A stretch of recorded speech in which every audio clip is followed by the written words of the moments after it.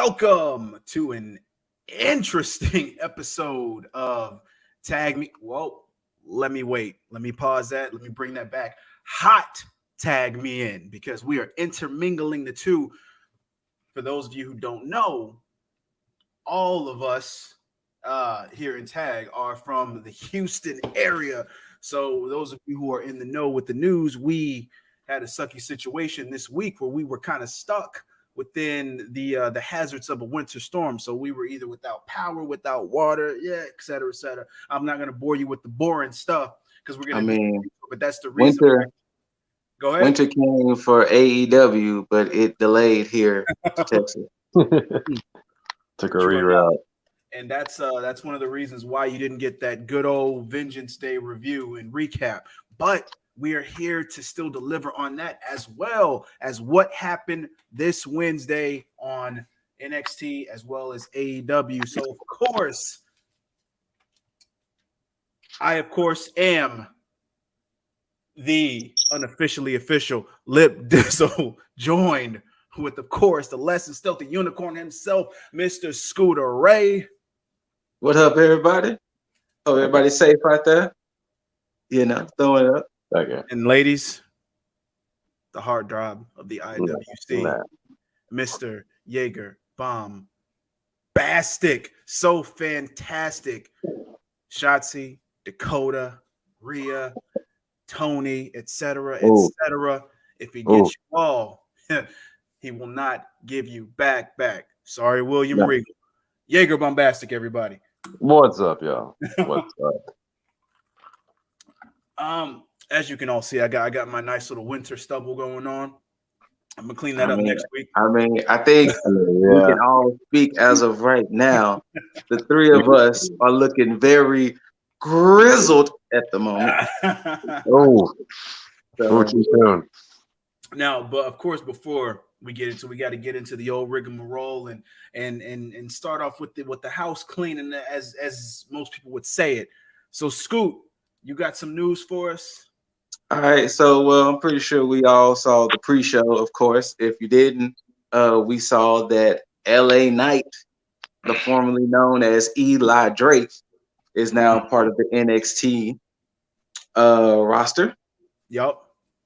Okay. So I don't know how I feel about the name LA Knight. But, yeah, I hate it. I hate it. But also, too, Taya did sign a contract. Mm-hmm. And apparently, according to sources, this next class that's coming into NXT is very female heavy. Well, I ain't gonna say female, lady driven. So apparently the ladies are leading the class of the next NXT group. So I guess everybody's thoughts and feelings on that of LA Knight, Taya Valkyrie, and the next wave. Well, the fact that you said lady heavy also validates my assumption that I'll talk about later on. So I'll save that assumption for later, because that little tidbit adds to that. So now I'm more for sure that what I believe is going to happen is actually going to happen. Now, which is in regards to the women's tag division. Oh, okay. Now with the inclusion of Eli Drake, I like it. I like it, and based on what I've seen both on Vengeance Day as well as this week's NXT, is he has this bit of a Ric Flair flair. Like, if you look and when he does his promos, his mannerisms just scream old school Ric Flair. Well, I remember watching him in Impact. The fact that he was just such a shit talker, you know. Yeah. That he was just talking, and it was just like, this man can talk. Yeah. He's definitely a good promo for sure. So, and you know, of course, I don't want to say like it's not necessary in NXT, but it is definitely necessary for certain reasons, because when you have somebody who's polished with the promo like that, it's it helps the overall production of the actual show as well as the roster itself. So yes, I'm happy about that. And I love the charisma that he brings. And yeah. I thought I was going to be cringy on the whole, like what I saw with the whole Ric Flair mannerisms that he had. But I feel like around now is probably the time if you want to introduce like somebody who could embody that. And I think that with him, I could see that. I could definitely see that. So let's see what he can do. Which I mean, he already has like champion written all over him now at this point. Yes, So yes, he does. I'm ready for it.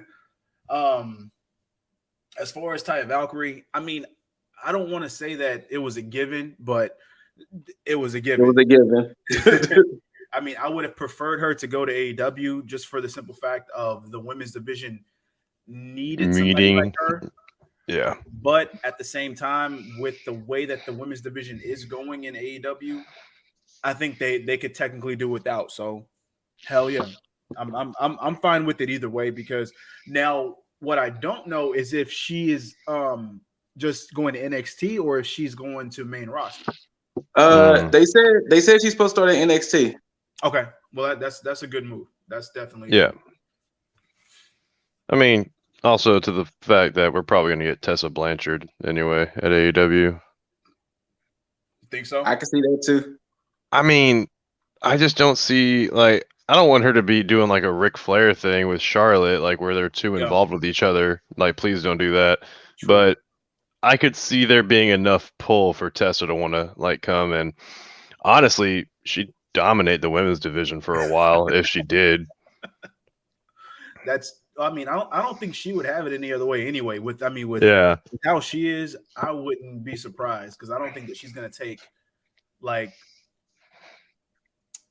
second place to anybody at this point, especially with what TNA had or Impact has done with her and allowed her to achieve. Yeah. So shit, who the fuck knows? I mean, but yeah, that's my thoughts on that one. Makes sense.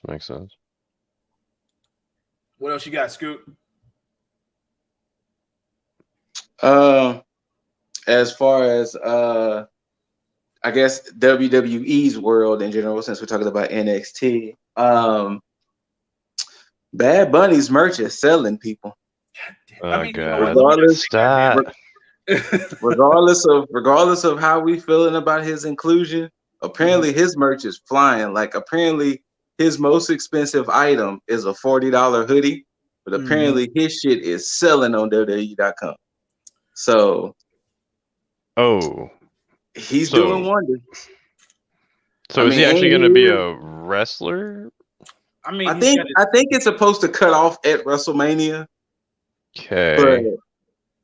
But from now until then, they probably gonna milk it. I mean, hell, they made him the 24/7 champion. Yeah. So. Yeah, they did that. Does now sidebar into Monday, since I apparently missed Monday. I mean, most of Houston missed Monday, but I was unfortunate to see it. Well, you see, that's where the text message came in, and to my knowledge, now we have Bow Wow involved with WWE. Does this relate to Bad Bunny in any way? Like, please fill us in. Okay, so to spin off, Bow Wow had announced either earlier in February or in January, that he was retiring. That he's retiring from rap. He's gonna put out one more album. He's going to focus on being an actor, ABC, XYZ. And one of his things was saying he wants to be in the WWE.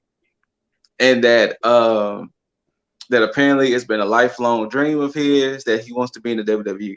Well, since that came out, for like the last 2 weeks, there's been a bunch of back and forth between Howard and WWE. Howard. Like, like Mike has been ruffling up feathers.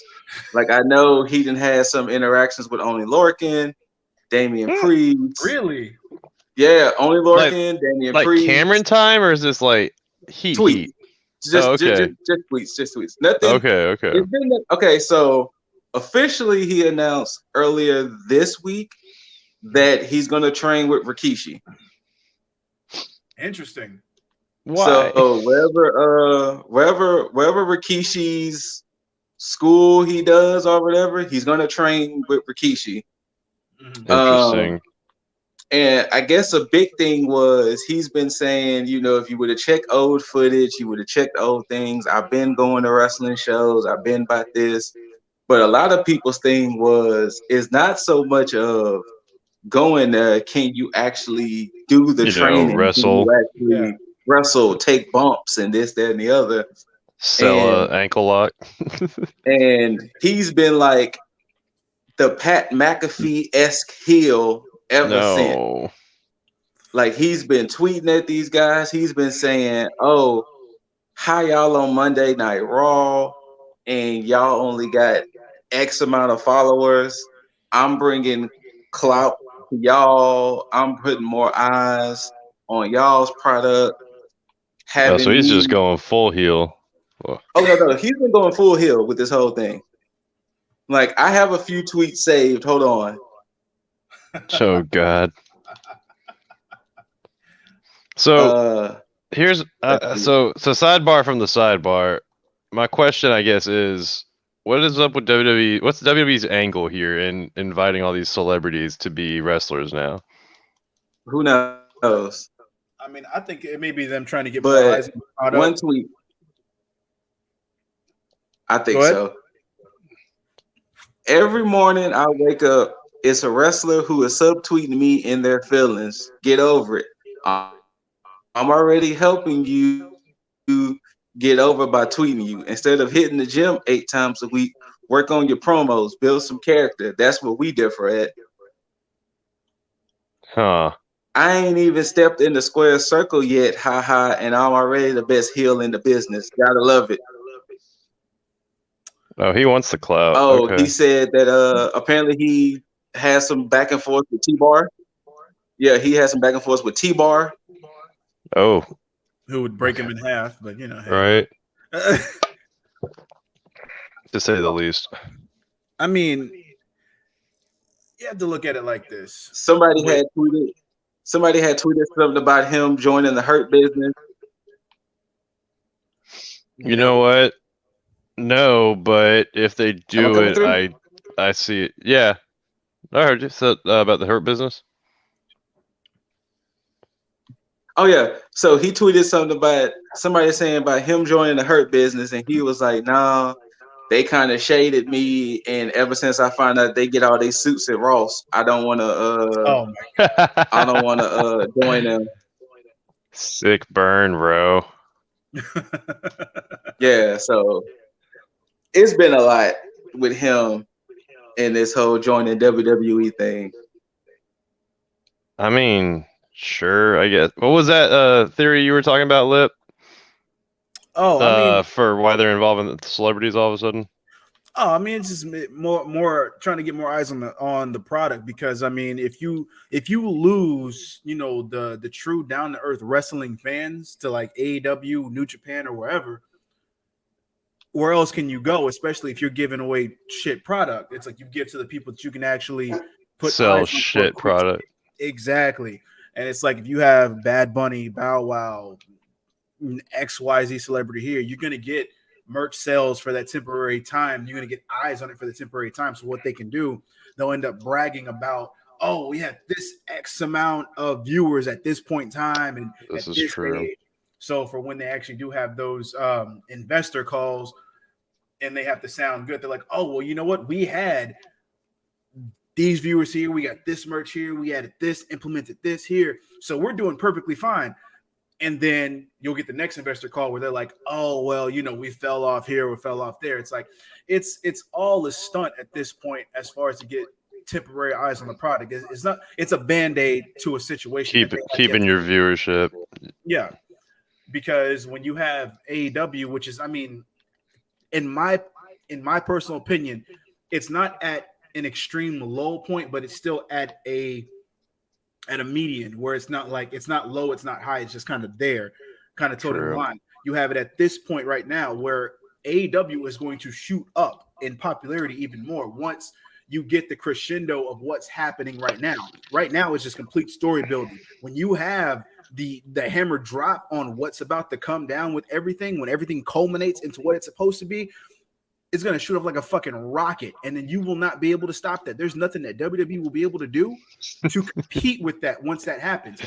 Now, NXT, Trip gets it. Triple H understands it, which is why NXT has been on fucking fire for the past month. Yep. Because I think what's happening is that Triple H understands what's going on. He's seeing what's happening over the horizon. He's like, you know what?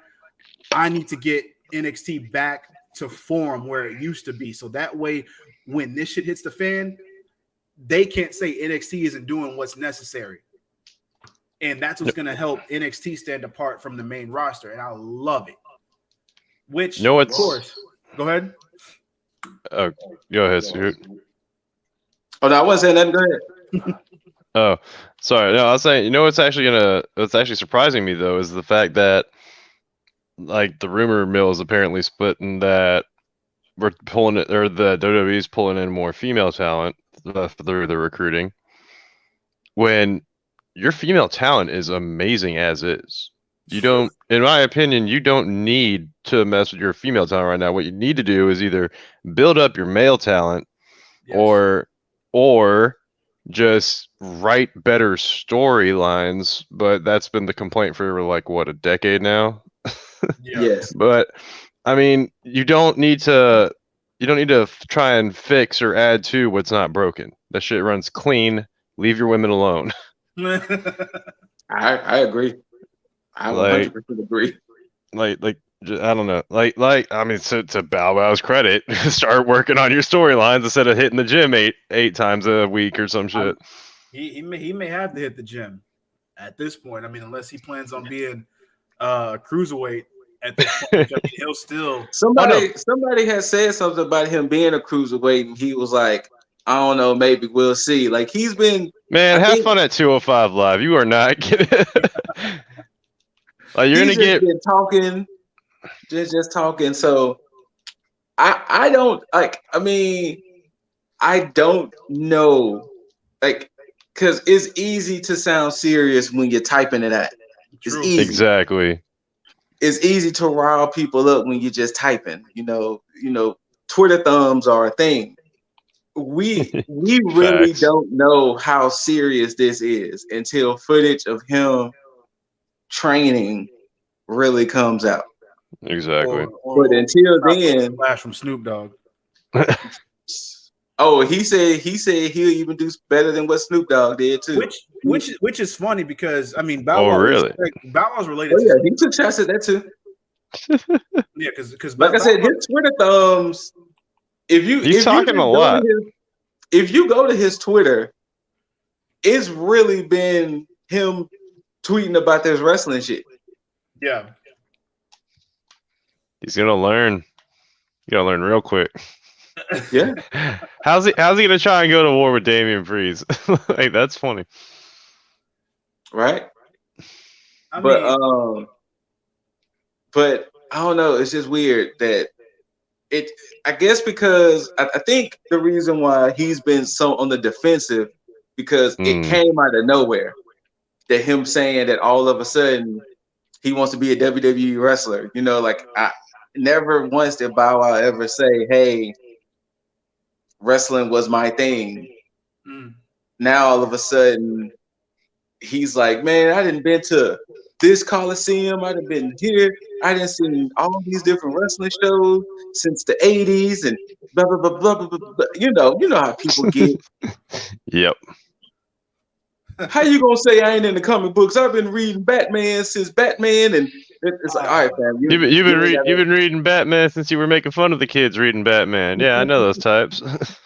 Yeah, so who knows with Boward at this moment, but you know, I want that to stick. I'm not gonna even deny that. Yes, Boward needs to be a thing. I mean, he'll be a thing on this end. As long as he's trying to do something here, but I mean, look, you got to look at it like this. We had a Bow Wow in WWE, and he was a much better Bow Wow that went by the name of Leo Rush. So, I mean, Yeah. At this point, why? But hey, WWE is going to WWE, and it's not really a thing we can really do about it. We just kind of got to watch the train crash. Basically, pretty much. Fuck it. Let Boward do his thing, man. If he proves us wrong, hey, I'm all for it. But if he doesn't, then I mean, we can just sit on here and be like, hey, we told you so. We told you so. Exactly. That ring. But yeah. We told you from his tweets. right? Right. The tweets alone, we told you. Anything else on the WWE NXT docket news? WWE, the last thing I saw actually a little bit right before we got on, according to sources, the way WrestleMania is looking, we're going to get Bianca versus Sasha. Figured. And we might end up getting Edge and Roman. Doubt it. I doubt that heavily. And I doubt that heavily mainly based on the WrestleMania promo. Because in that promo right before they showed Roman, because they pretty much showed kind of the feuds leading up to WrestleMania. And who they showed before they showed Roman was Daniel, right? Daniel, exactly. Yeah. What I'm thinking is that it's going to be out of two people that wins the Elimination Chamber, which it'll probably be Bryan and somebody else. And if it's Bryan, what I think is going to happen is that he'll lose to Roman, basically hit Roman's ego pretty hard. Like, well, you couldn't beat me if I was fresh, or you had here.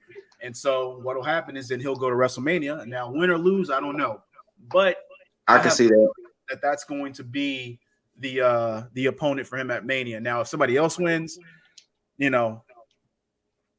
not going to be Kevin Owens. I mean, it could be Jey Uso. Good.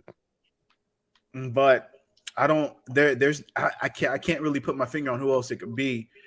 For somebody to just come in and then just lose to Roman real quick, because I mean, whoever's winning that chamber is losing to Roman. There is absolutely question in that.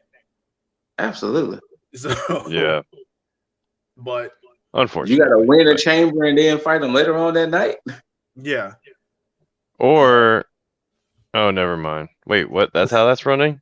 Yeah. Yeah. So whoever wins the SmackDown side, I'm pretty sure they're probably going to have their chamber match first, and then later on they get an hour or two to refresh, and then they're going to come back and fight Roman. But yeah, that's how the SmackDown side is working. Yeah, I can see that. I can see that Daniel Bryan winning, and Jay jumps him after the match, messes him up, and he comes out bandaged, lose. And speaking of, I guess to give a small Raw recap.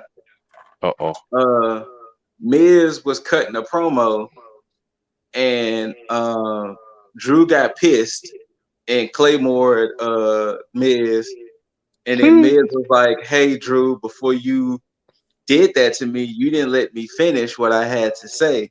He said, "The cards are in my hand." He's like, "I have the briefcase.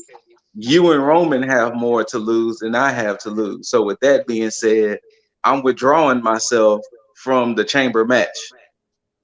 Ooh. And I like that. So he withdrew himself. It was a pretty good promo. So he withdrew himself for the chamber match.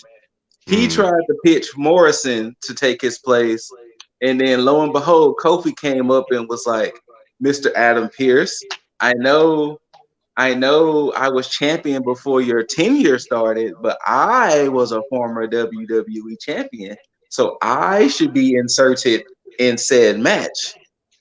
And so, of course, Kofi had to fight Miz. If Kofi win, he's in. But if Miz won, Morrison was in. And Miz's case for Morrison was he was a former ECW champion. Oh, that's a good play. That's a good pull, yeah. Good pull.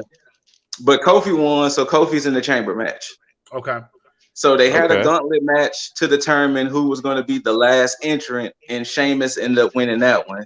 And I can tell y'all 100% sure Randy will not win because Alexa Bliss started fucking with Randy. Yep.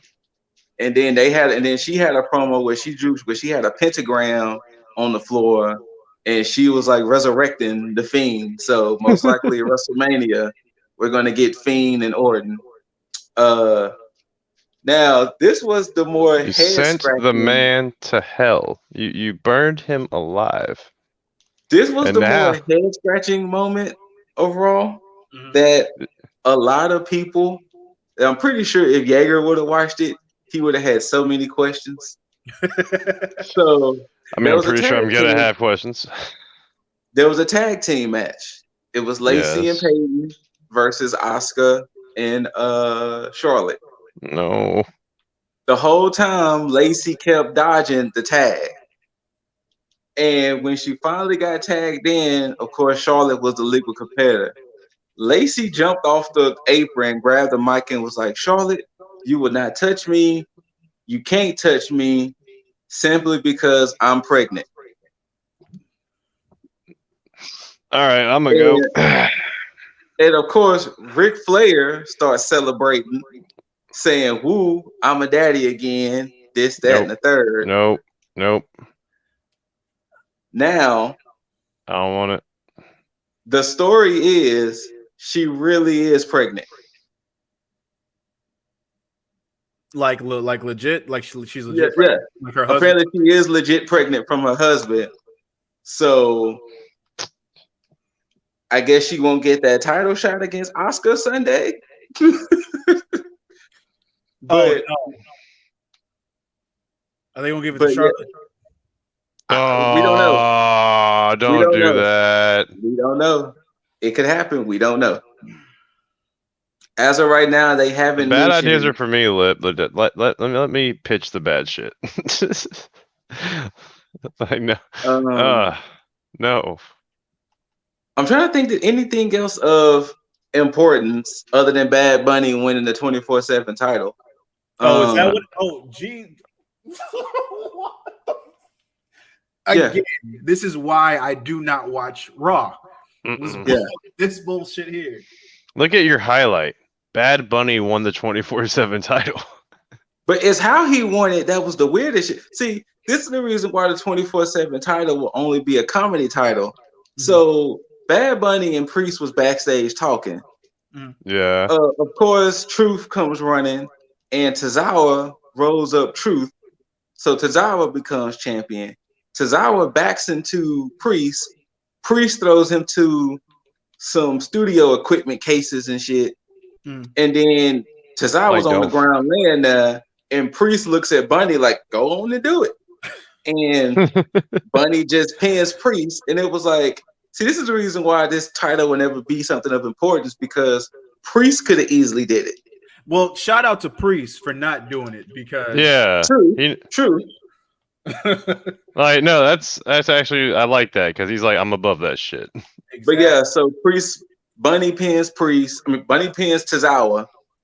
Bunny is the champion, and I think the goal is for him to have the belt when he performs on SNL tomorrow. Oh, so he can bring more WWE relevance. Mm-hmm. Ooh, that'd be cool if Truth shows up on SNL and takes it back. He mentioned that because he said something about that. SNL has always had like this partnership with WWE for like the longest. So yeah, I mean, remember Michael Che and Colin Jost was part of WrestleMania 2 years ago. So Truth. So Truth did say something like that. Shout out to Colin Jost for marrying Scarlett Johansson. Wait, what? Like, oh wait, y'all didn't know that? Right? I didn't know this. Right? Yeah. Like, in what world would them two had? I mean, this is almost as bad as like Pete Davidson when he got with Ariana Grande, but I mean, right? Like, but props to you, Colin Jost. Good shit, man. But that's really it with WWE as of right now. I mean, I got maybe one bit of AEW news, but I mean, I can do the AEW news right now. I guess Cody did an interview, and they asked Cody, could he see a AEW WWE crossover? And he was like, I don't see why not. Yeah. I see more of a WWE NXT. I mean AEW and NXT crossover. Yeah, same. Yeah, 100%.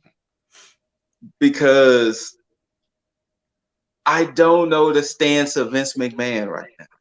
Yeah, and this again, more credence to my prediction with a lot of things as far as NXT goes, but yeah, with that, let's go ahead and dive into All right, Mr. Host. The wonder that was Vengeance Day. Look, of course, any fucking takeover, I'm always amped for. But this, with me expecting a good show, there's a lot that I didn't expect on this show. Ooh, boy. And You can say it again. And I will tell the viewers this right now, to the viewers listening and watching this, we're going to be all over the place. I can tell you this right now. It may be structured, but it's going to be bouncing back. It's going to be a little scattered. Yes. Before we start, the ladies stole the show. Yeah. Yes. Yes, and then an asterisk on my end. But okay. But with that, we got to start with the ladies. So of course, the Women's Dusty Classic Finals. I mean, which holy fuck. Who said from the beginning who was gonna win that thing? It was a general consent. Well, outside of Jaeger, because Jaeger has. Look, man, I can dream, can't I? I can dream. But yeah. I mean, I knew. I cried, but I knew. Boy, look, that was you know what? I'm not gonna lie. There was times where I was like, "Wait, could this?" No, they did a very nice like switch of your typical flow of a match, where like your heel typically dominates, and your faces were just all over them up until Raquel said, "All right, it's my turn." Right? Yeah, this did not follow any structure at all. Like as far as like we're used to. Like our heels had a true face style comeback, and they made it look great. Other than y'all four ladies go out there and have fucking fun. Yeah. And that's why look again. Dakota and Raquel. Oh my god! Their team, their chemistry, the way that they had this set up, and then the follow up on Wednesday. Yo, shouts out to Dakota with the big dick energy. She say, Shayna, yo, fam, I ain't that same one you fought back then. Yo, she used to bully the shit out of Dakota Kai there. Yo, and this is why and now of course with that promo you could tell they were trying to hold something like I think either it was Shayna that was trying to hold a laugh in, because of course for those who don't know, they are roommates, but then too, you had MSK and Beth back there. To me, that was one of the highlights of that moment, just because of I'm gonna get an MSK in a little bit, because I got nothing but positives for MSK when we get into that. My god! Oh no, my camera's stuck. No, you good? You're straight. I see. It's stuck on my end. It's stuck on the M on my end. See, that was by design. That was that MSK energy that frozen. Oh, there you go. There it is. Jesus. But yeah, back to the tag team match though. It was good. It was good. Gonzalez ate a Eclipse. Right? Yeah. Look. Because wait, how many people have kicked out of the Eclipse? I don't think many. I'm trying to think. Maybe Shayna. I didn't even think about that. Low-key chill. Her and Shayna fought. But I'm trying to think that she even hit the Eclipse against Shayna because I think Shayna just dominated that match. I don't think too many people kicked out of it. Well, has to be at the most a handful, but I don't think very many either. If anybody, maybe Asuka. Maybe Asuka. Maybe Asuka, because I know in WWE she never got a chance to fight big people like that to really hit it like that. So that's true. That is true. So maybe Shayna and Asuka, if anything. We'll roll with that until I go back and look. Maybe I'll correct myself. Yeah. But with the way that this push is going with Raquel, I'm glad they pulled a swerve with it because of the fact that normally with the push like this, you would probably see her probably either break away from Dakota, go her singles route, get a singles push, either win or lose a championship, depending on how that goes. Whether if Io was going really, really strong and they just had her push stop at Io. But what they did was throw a curveball and pull it this way. And I'm glad they did it like this because of the fact that it continues to push and it doesn't downgrade Dakota in any way. No, it doesn't. And you keep them looking strong, both as a team and with their chemistry. And so you can have them win the tag titles, which they will, and go forward and be a dominant team because at this point, they are going to be the foundation of this new women's tag division. This is what I was talking about earlier, where I see the direction that this is going with, just like how Scoot said, with them bringing in women heavy roster. And I think that's by design because of how I seen the way that Wednesday went with how you seen Candice LeRae and Indy Hartwell dressed similar. I mean, granted they are in the way, but then you look at Ember and Shotzi and the way that they're dressed more like a tag team as well. And Oh, also too, I forgot to mention that there's word there's going to be another NXT show. Oh, NXT show. Gotcha. Okay. Yeah, apparently they're developing a third show. So they got NXT UK. Apparently they're going to make another show. So maybe this show might help set NXT Japan. Well, that was a rumor for the longest, but I think honestly, I wouldn't be surprised if this other show might be a network exclusive, and it might feature women, like the women of NXT, like that. Like they might get their own show. Okay, as long as they don't call it heels. No, I think they're gonna let AEW have that one. Yeah, true. That was an okay name for it. But yeah, this is one of the reasons why I feel that, because I like you can kind of see them building their tag division slowly, and this is one of the reasons why I believe that they're finna win those tag titles, because of the fact I think those tag titles are going to stay on NXT. Now I think either last week or the week before, I said that they should stay on the NXT brand, but I was just saying that now I fully believe that that's what's going to happen, because I think what's gonna happen is I think Lana and Naomi might get their title shot at Sunday at Elimination Chamber, so that way it'll free up for Dakota and Raquel to win it March 3rd. Is that this Sunday? Yep. Holy shit. Yeah, they did pay-per-views back to back. Fair enough. So yeah, I mean, of course, I would have never seen Naomi and Lana winning anyway, and that's mainly because one, there's really no build. Two, Lana's involved, and three, you had the Dusty Classic like around the corner. So is she just like forever on the shit list now? It's not her fault until she leaves.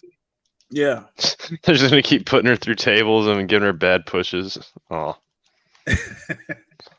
Now, I do think that the women's tag division is going to still spread out through the main roster, but I think they're going to have a stint where it's just stuck in NXT, maybe for like a few months before they even think about putting it on the main roster again. Yeah. But I think they're going to try to build like add some names to it. Yeah, because they need to. They like the main roster has done shit with like the women in general and then the women's tag division. That's true. It makes no sense. And so with the way that NXT is doing it, their women are already strong. So you have a whole bunch of singles where you can actually take teams, and you've already built relationships, just like we talked about weeks ago on the regular podcast, where we stated how you had like the faces and heels kind of just coincided with one another, and now you have that relationship where that's been built up. So now you can kind of see, okay, I can see them team together. I can see why they team together. I can see this. I can see that. And it makes more sense rather than them just pairing up two singles people on the main roster and it not making any sense. So yes, Dakota and Raquel. Hey, Raquel. But I mean, what else did y'all take away from this match and just the overall? I was just amazed at the fact that it started the show and how just like of an amazing match it was.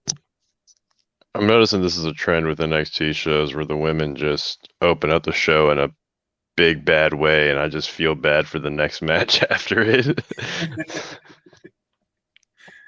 And that kind of was the case, and we'll segue into that in a little bit. But what about the promo though? The promo on Wednesday between both the current WWE Women's Tag Champs Shayna Baszler and Nia Jax against Dakota Kai and Raquel Gonzalez. I mean, the glaring thing you saw was the fact that Dakota is taller than everybody in that ring. I mean, not Dakota, Raquel was taller than everybody in the ring. And she's definitely going to be that X factor come the third. Mm-hmm. Yeah. Not to throw shade anywhere, but both Raquel and Nia were both wearing leather pants. Mm-hmm. One fit a lot well than the other. Edit. No, but I mean, you might get some Meltzer level hate for that one, man. I don't know. Look. Honestly, there's no way that I could get more hate than Nia has right now. Period. Oh.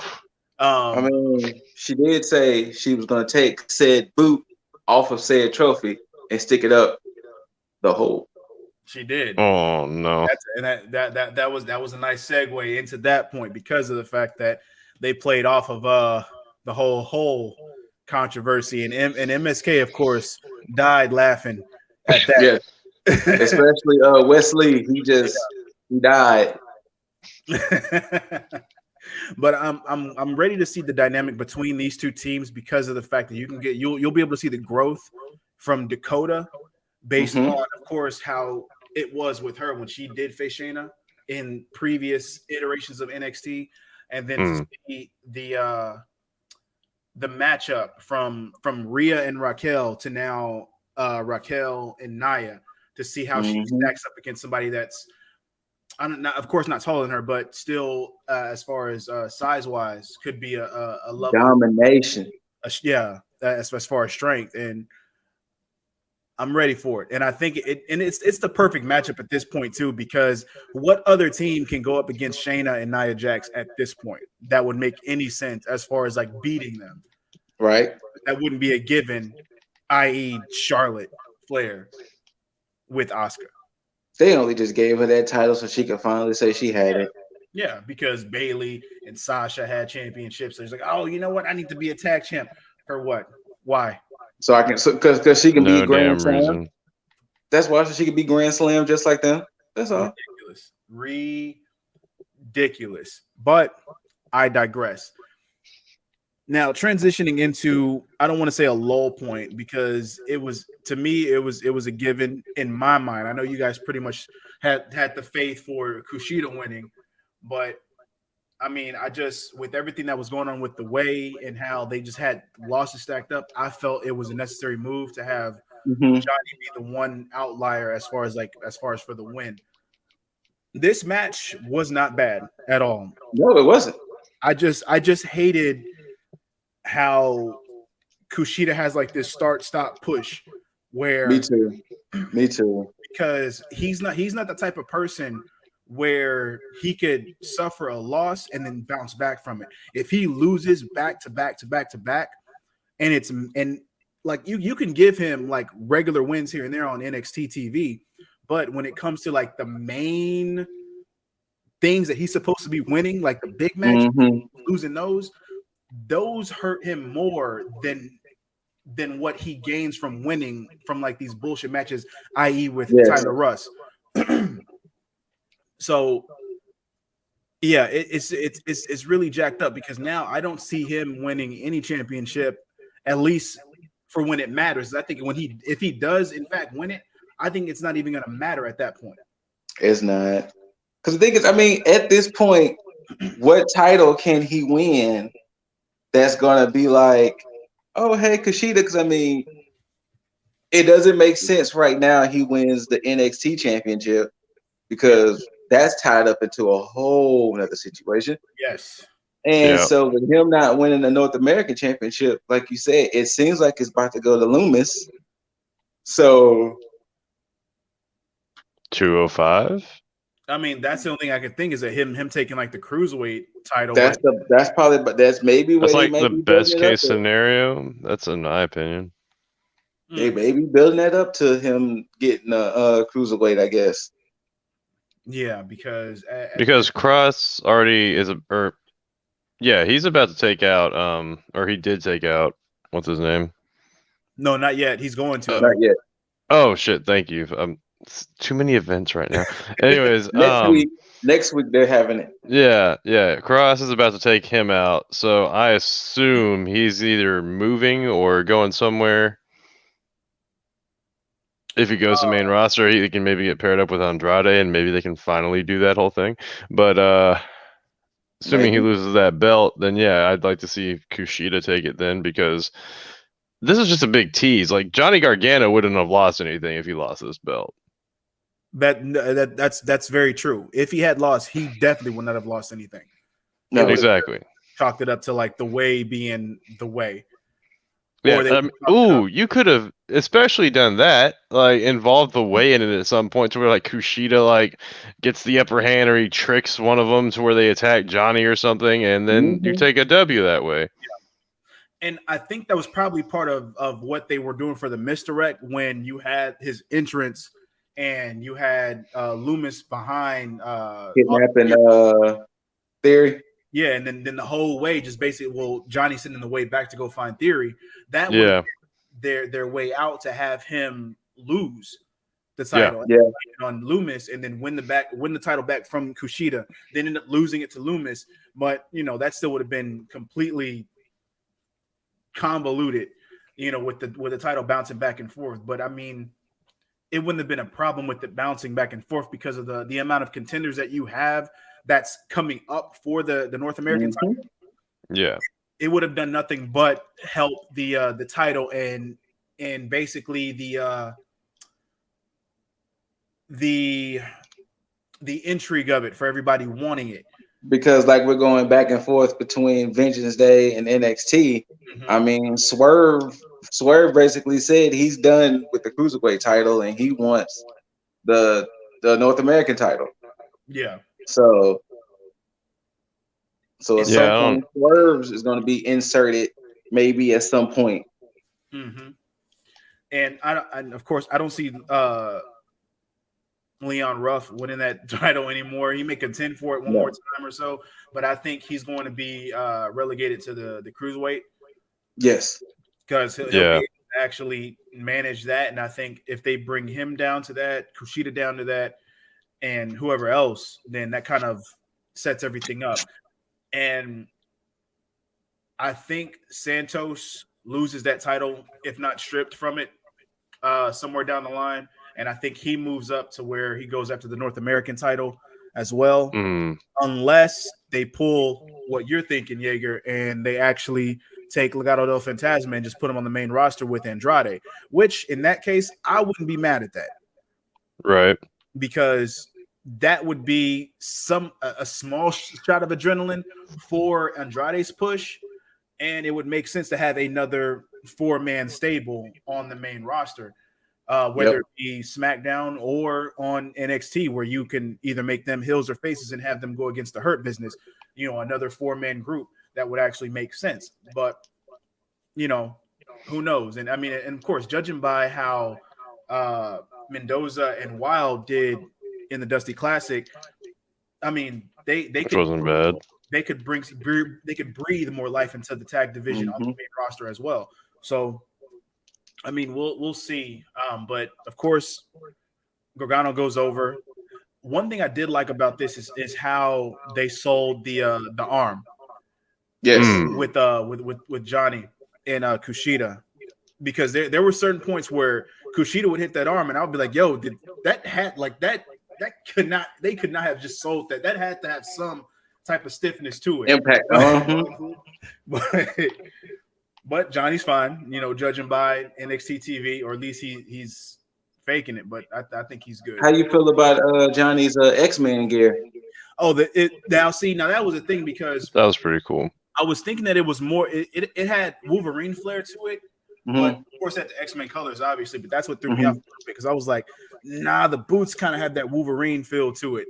I think it was more Wolverine eccentric, but he did say on Instagram, Age of Apocalypse. Okay. Yeah, that does make sense then.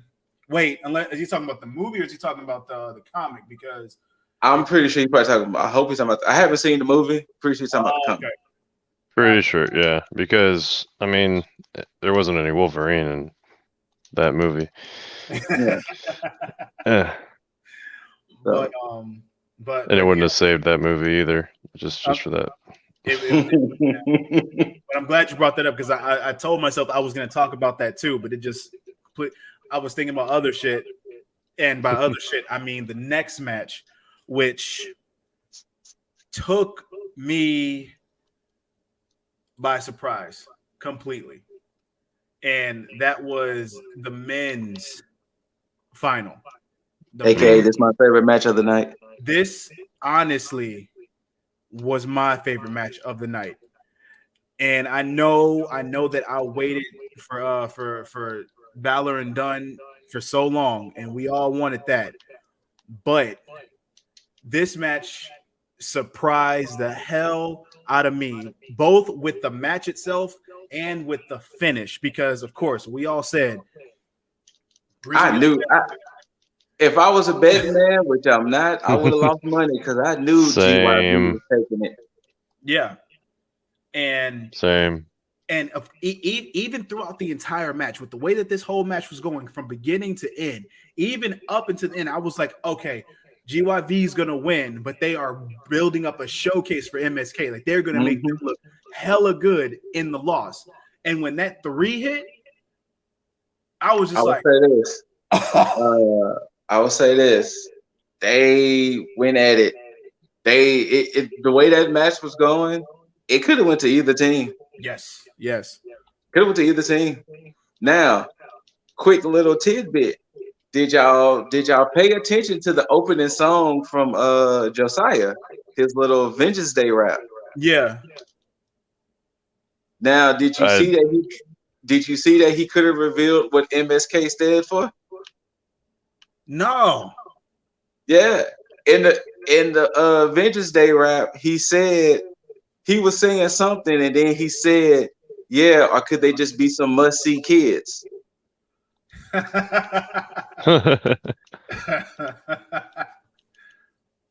I mean, that's, oh man. I mean, it look, I wouldn't put it past WWE to have that as what the acronym stands for. Yeah. But I still kind of like the intrigue of us not knowing what it is. Same. Yeah. Because I think it could be a running gag. Like, if they get asked, it might end up being, because I would have thought Beth would have had asked them, what MSK stood for, and then that's what Dakota and Raquel music would have hit or something, Oh, that would have been nice. Yeah. So,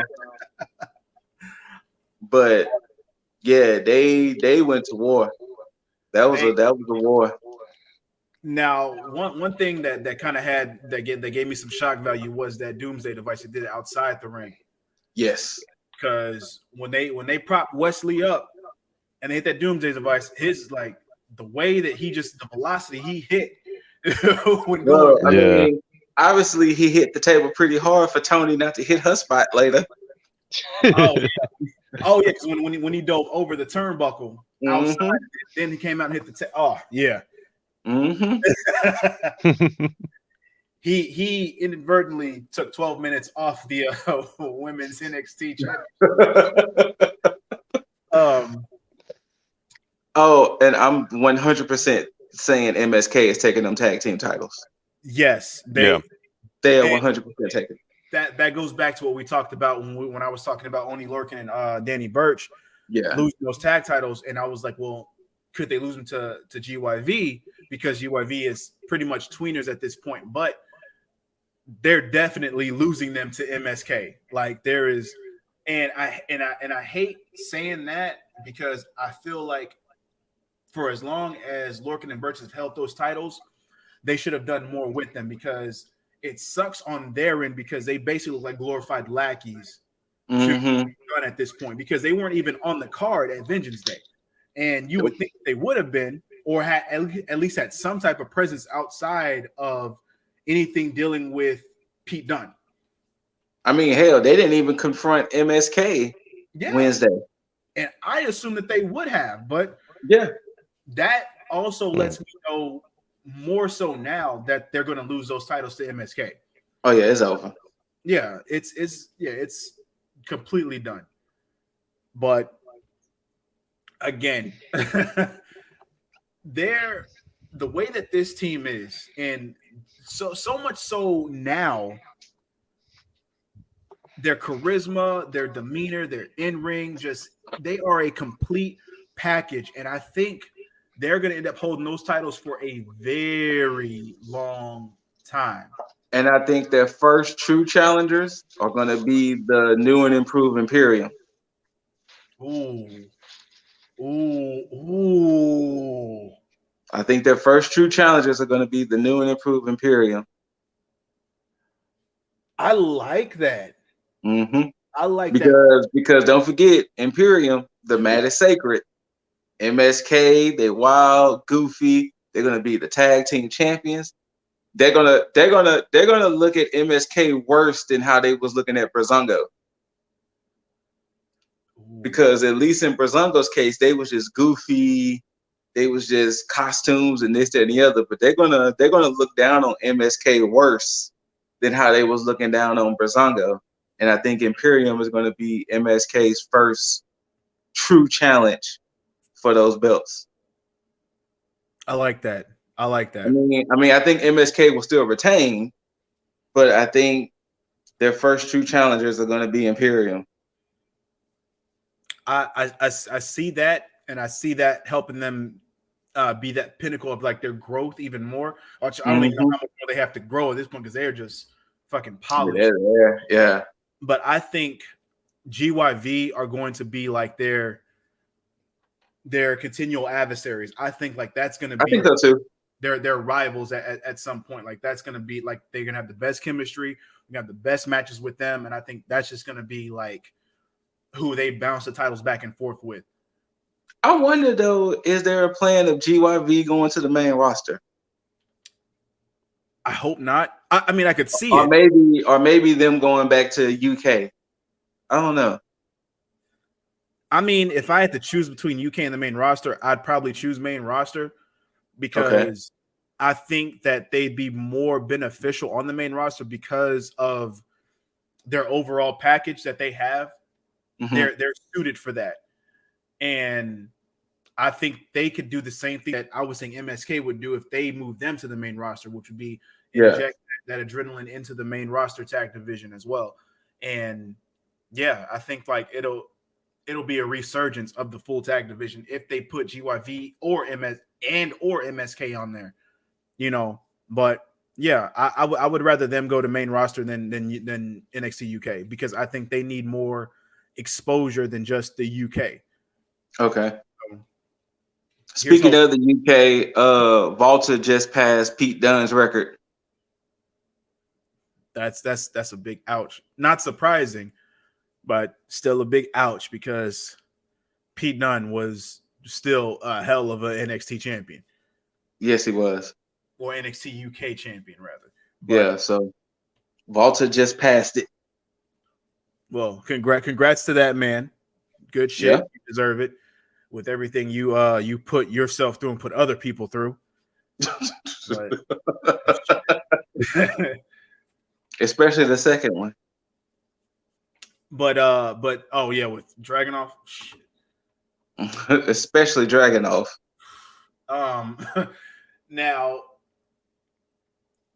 all these Tekken characters' names in here.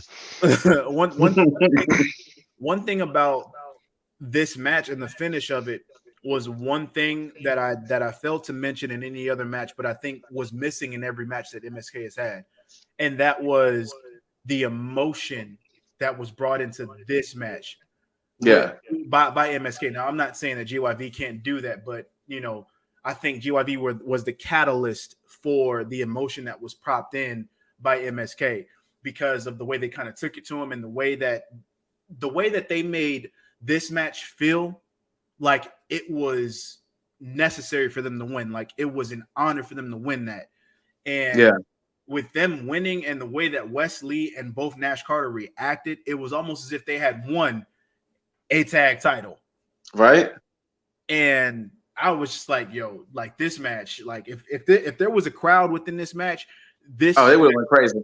Yeah, it would have taken everybody out. Like they would have really needed a palate cleanser of a match to kind of just quell them because the next match following that would have just killed. Speaking of, we did forget one Dusty Tag winners. We mentioned that Finn Balor and Samoa Joe was the first ones. We forgot that AOP was number 2. Oh shit, AOP did win. Wow. They were the second people to win it. That's see, justice for AOP. Granted, they're not there no more, but justice. Oh, that list is getting longer. It is. I'm gonna have that shit on the fucking track. Once I get that damn list together, y'all gonna see. Yeah, we forgot Akam and Razor. Which that was wasted on the main roster. They had it mean, granted, I mean, I forgot which one of them got injured. I think they both got injured at separate different times, but they got separate at different times, yeah. With what they were doing with Seth Rollins and his disciples, like I saw good things going for them, but it just didn't work out. So wherever they go, hopefully they get the justice they deserve. Yes, so we'll see. But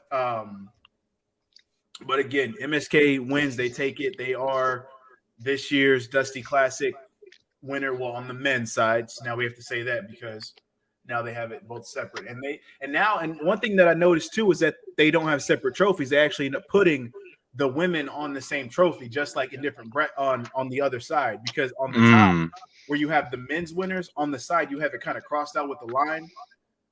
Because now where they have MSK, you have Dakota and Raquel next to MSK on the women's side. So I do like that they didn't do separate trophies. Yeah, because we all know main roster would have really just had a field day with getting some type of prop for the women to separate them from the men. But I think NXT both Regal and Trips knows that the women are holding up the show. So it's like if they're holding up the show, you put them right next to the men and let them know these are the pillars of what's going on in NXT. But next up, I did like this match. I wish we would have seen what would have came out of that extra 12 minutes.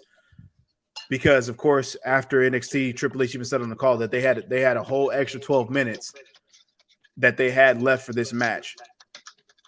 But that was based off of the table spot where Tony looked at the table and it completely imploded. So I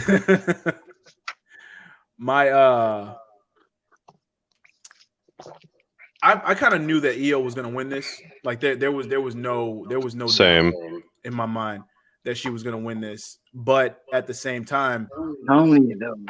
huh? I said Tony though. Tony though. And Tony though. Tony is the highlight for more than one reason. I mean, there must be an echo in here because Tony though. Tony though. Just Tony though. Tony was meant to go through this match and not meant to win because of course what happened on NXT TV, it goes to show that they were basically using this match to set up for a singles match between Io and Tony. She got the woman doing the photo shoot. Yes. And of course, in any triple threat match, one person is always the extra person meant to take the fall because they need to make both people that one that takes the pin and one that doesn't take the pin to look strong. And that other person was Tony, obviously, because Martinez is the one that got covered. So I hope he didn't get hurt for real. Yeah. That looked like a nasty bump. I'm hoping because Io hit knee when she did that moonsault. And she always does. I think she hit Tegan in the mouth. I think Tegan's mouth hit her when they had their championship match. I think she probably hit Candice. It was either Candice or Dakota that she had hit too. But it was Rhea as well. Yeah. The way that she them knees just find face like immediately.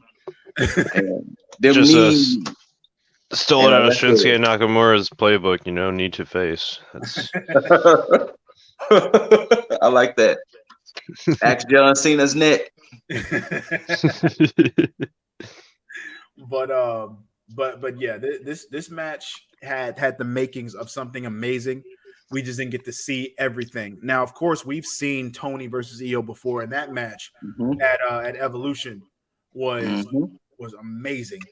And I can only imagine what part 2 would be when they finally go up against each other, when there's a title on the line, when it's just those two. When it's just one-on-one. Yes. And this, now I can actually see somebody taking that title off of Io. And yes, that person could be Tony based on the fact that she's actually beat Io and has her number. Now, that's not to say that other people haven't beat Io, but in this instance, it's more of a psychological thing because Tony is rubbing it in more that, hey, I beat you when it mattered at this point. And I like that. And the fact that he didn't take the pin in this triple threat match is more ammo and more fuel to the fire for her to brag about, hey, you won that match, but you didn't pin me. Yeah, you won, but you didn't beat me. And so that's going to be more, and I think that's going to be the setup for this one-on-one match I think that it's going to be, well, yeah, cool. You got the win. Yeah, but you didn't pin the person that it mattered, though. And I love the setup, and I can actually see Tony actually taking the title. I can see it too now. So, because at this point, I don't know any other contender that Io would have if she beat Tony. Me neither. And I think what's going to happen is that this is going to be, matter of fact, yeah, I'm calling it out. This is going to be Io's send-off match, and I think this is. I can see it. I guess she goes to the main roster. She loses at a Mania and goes to the roster. Yeah, but I think Tony takes, and I think this starts off just like you guys have been talking about with the way the women's division is going. I think this is going to be the next chapter in the women's division, and both with the tag, both with the new champion, new contenders, everybody, like this a whole complete new chapter. And yeah, I'm more intrigued now because of everything that's happening and because of everybody that's stepping up, both with the tag division. You finally get Casey Catanzaro and Kaden Carter some shine because they can contend for the tag titles. You now have a reason to bring up more single stars, just like Taya Valkyrie. Now Xia Li, and all the other women that's coming in, and so many other, apparently. And it's since we are talking about Xia Li, Kaden Carter, and Casey Catanzaro, let me just bring this up from Wednesday. I talked about the whole seesaw I'm having with this intrigue and lack of intrigue, and this week set it up again. And I'm like, okay, now, and I know Scoot, I know you've been like all about it completely. I'm here. But for this situation, I'm like, okay. And now with the idea of Tony being the new champion moving forward and seeing the elevation of everybody else, I'm like, okay, Xia coming, baby. Xia has a place now, so more than ever. So all I'm saying is, if anybody was to walk up to me and say, "Hey, I must purge you," excuse me. That's an open threat. Right. I don't know how to respond to this. Excuse me, sir and or ma'am. Excuse me. Whatever your pronoun. Pardon me. You must purge me. It's like I don't like that. Like purge me. Do I look like crawfish to you? Like. It's like, you sure you just don't want to just whoop my ass? Like, that's cool. We can just kind of go. Exactly. Like, we can just fight. You don't gotta purge me. Purge me. Jeez. It's like I'm not sure what's gonna happen after said purging. So I don't, if I don't know the end result of it, I don't think I want to be a part of it. So like, you want to purge me? Is like all crime legal between now and like 6 a.m.? Like, right. I think it's what they're saying. Is like, yo, what I'm gonna do to you will not be legal. So just beware. right. I must purge you. But I think this is the best way to go, and I think this is the way that it should have gone initially. I think she should have had like an enhancement talent, demolish the next one, and then have Casey Catanzaro and Kaden Carter come out and be like, hey, why are you doing this? What's going on? And then of course Casey Catanzaro being the initial domino and everything, because you just go up the ladder, because her stature, perfect person to kind of just purge, beat up. And then of course by proxy it's going to be Kaden Carter next, I'm sure. So avenge Casey Catanzaro. So rest in peace in advance to Casey Catanzaro, because the purging is happening next week. So we shall see what happens with that. It'll be amazing if they somehow can get that purge siren. Oh yeah. I mean, what if Xia Li's said purging is going to be like Mark Henry's Hall of Pain? I mean, she put the mark on her hand. Mark Henry. She put the mark on her hand, and she was like, "Hey, I must purge you." So I can see that being the thing between now and all of her peeps, that she's going to put the mark on them, and that mark is like, "Uh-oh, you about to get this work." I like the idea of that because of the build up for it. Because if she demolishes everybody, she puts that mark on, and it gets to somebody that is very, very credible. Oh, shit! Like now I want to see. I'm here for it. Yeah. So good shit, Xia Li. Y'all found a way to get me back in the boat. I'm here. Let's see what happens next. A little sidebar on the women's, because we are stuck on this women's division. Zoe Stark, when she came out for her solo match on Wednesday, I was like, why? Like, what's like, I really don't care. And then the match happened, and then she hit a few things, both that running knee and then her whatever a variation of go to sleep. What was it? The finisher, the little rotating flip. Yeah. I was like, okay, you got my attention. But then again, that's more reason why I think, okay, this women's division is about to be built up again. Like, they're about to bring in new stars and just have them just like, we're about to put names to y'all. We about to just like, women are about to take over this whole just show, this whole brand. So yeah. But the women of NXT, it's about to get lit. Now, before we get into the main event of Vengeance, as well as what happened as far as the fallout on NXT, I want to talk about the in between, because we did talk about Kushida. We talked about the North American Championship division and how Swerve and Ruff are going at it. Bronson Reed is now throwing his name into the. Well, I mean, he did throw his name and had a long time ago, but now he's making it very apparent that okay. And this is what I liked about that is the fact that. Yeah, he's cool with Kushida, but he's letting him know it's like, yo, it's still about the title. So if it comes down to us, cool, rest up. But I'm letting you know that I'm going after that. So I want that. I want that belt, baby. And now going to the North American champion, Mr. Johnny Gargano, and the situation that he's got going on with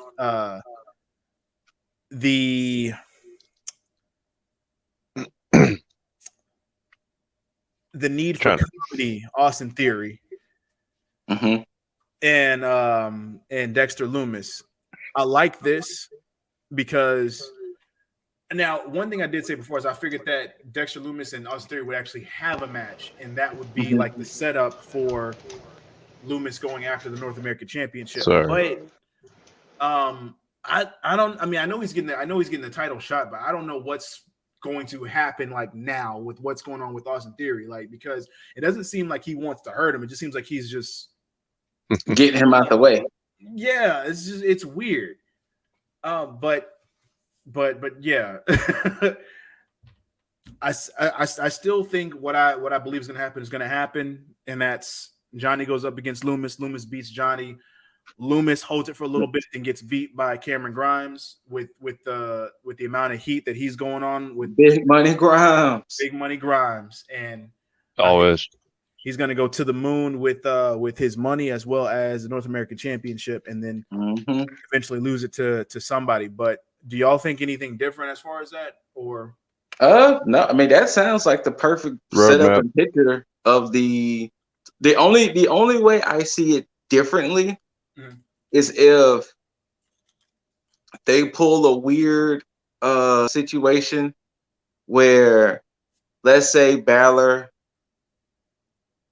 Cross, insert name that I'm not going to say,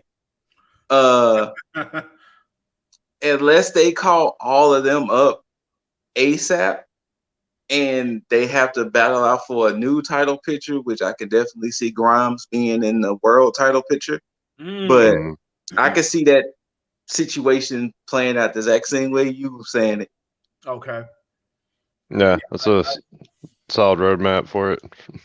Yeah, I agree with that too. And with that, I mean, outside of like Cross, I mean, Cross is going to beat Santos next week. That's happening. If he gets him in the ring. But I do like he has yet to lose, right? Correct. Nope, he hasn't lost.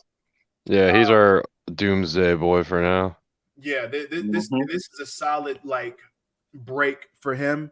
A little filler time for him where he doesn't have to bring the title picture, but he's already let it be known that he's going after the title. And I like that. It's not something that's like, you know what, it has to be done like right now. It's like, nah, you have your fun with that. I'm gonna handle this shit over here real quick, but just know but TikTok. There you go. And that's why it's so perfect. That's why it's so fucking perfect. Because it's like, I got time. I'm gonna handle this shit.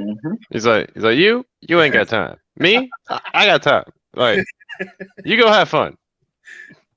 And again, with Balor having these knockout, drag out fights and matches with people, it's again slowly wearing them down. And this match, I expected something completely different. One thing I did not expect was a full-on technical showcase. Okay. Remember before we started recording, I had something to say. Oh. I wasn't feeling this match as much. Really? I'm gonna tell you why. I'm gonna tell you why.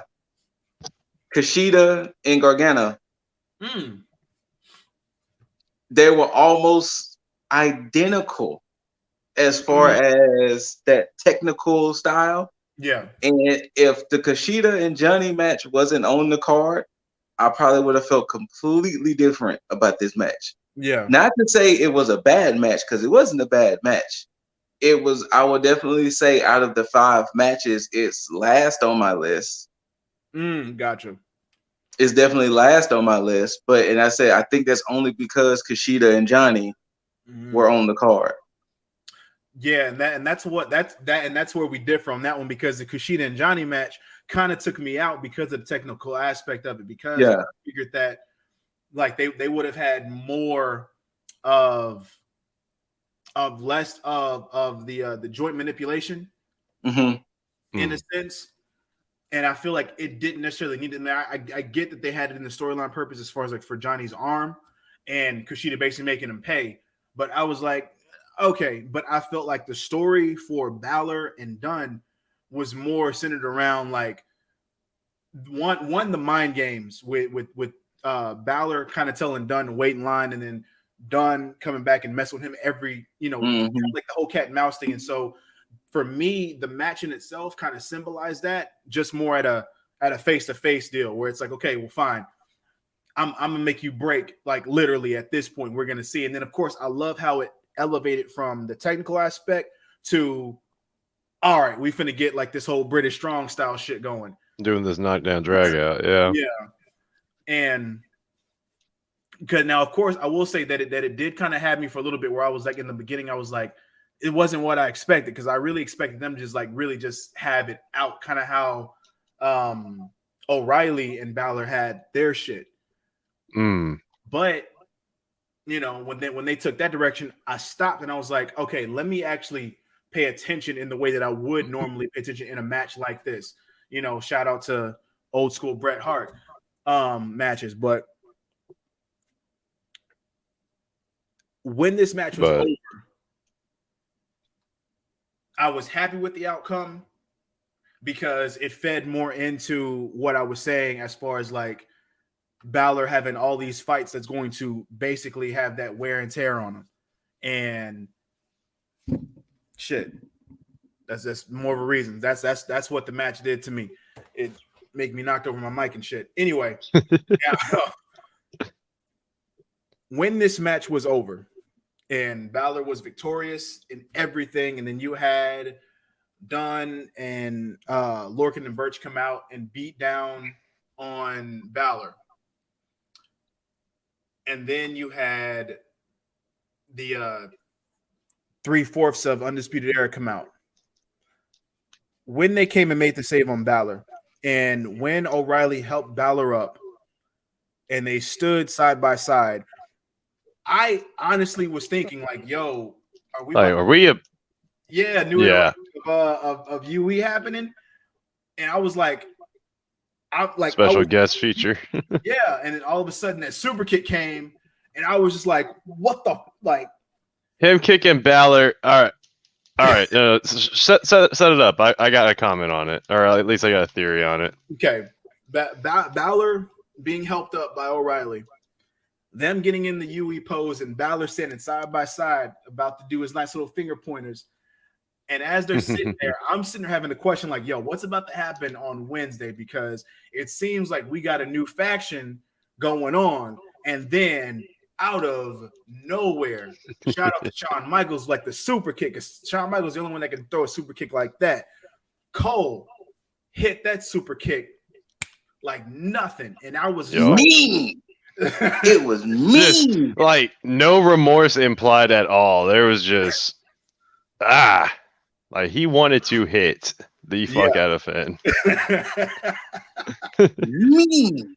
And to see the discord between Strong, O'Reilly, and Cole, just kind of just like what the fuck is going on? Like, and then to have Cole again, still Shawn Michaels shit, talking to Strong, and then all of a sudden cock back, kicked O'Reilly with it. I'm just like, oh, this to me, like if you were going to break up UE over Finn Balor, right? Over Finn Balor. Well, the thing is, and I believe, because I mean Cole hasn't said anything yet, but I truly believe that this was kind of build up from what everybody else was kind of rumoring before, with O'Reilly going after the title the first time, and they're thinking, oh shit, it's going to be the NWE. I think what they did was very smart, was build it up, have O'Reilly have 2 shots at the title, Cole playing second fiddle, going in the Dusty Classic, and then doing all this, and then it just is just building up, and then finally when they go out and sit there, and they've gone out and helped Balor so many times, and I can see Cole being like, why are we doing this? You're sitting here you're being friends with him. It needs to be about the title, needs to be about the gold. Like, we need to be going after championships, not helping said champion that's holding the title that we should have. And him just basically being like, you know what? I'm over it. You know, I'm going after what I think is mine, period. So, yeah. But my thoughts were pretty much talking about what you had mentioned before, is like, it played off the fact that Kyle O'Reilly is more your face leader, like you said before. Well, and this kind of went like in that direction. It's like, all right, we did our thing. We had our little run as the good guys. You know, we helped out here and there. But Adam Cole reeled it back into his rightful place as like the heel leader. True. And it was like, all right, we're done. We're done being nice now. We want our gold nice belt. guy. We want our belts back.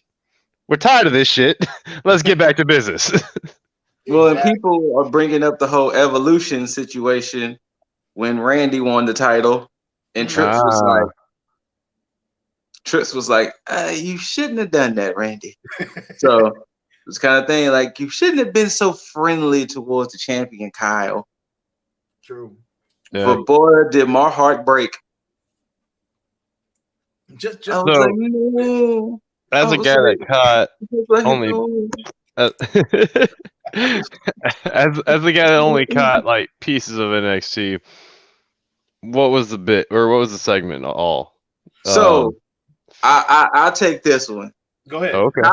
Kyle started the show and was like, I don't want to hear from shit else. I don't want to hear from nobody else. I want answers. And he was like, not only do I want answers, I want answers from you, Mr. Adam Cole. Mr. Cole. And he said, don't worry, I'll listen. But then afterwards, I'm gonna punch you in the face. But but he said, I want to listen. And then of course the music hit and Roderick Strong comes out. And he was like, no, Roddy, I don't want you out here playing Peacemaker or none of that. I want Cole to come out. Cole needs to answer for what he did. Then after that, Finn's music hit. And Kyle is just visibly upset in the ring. It was like, everybody is coming out except the person who I want to come out. Right.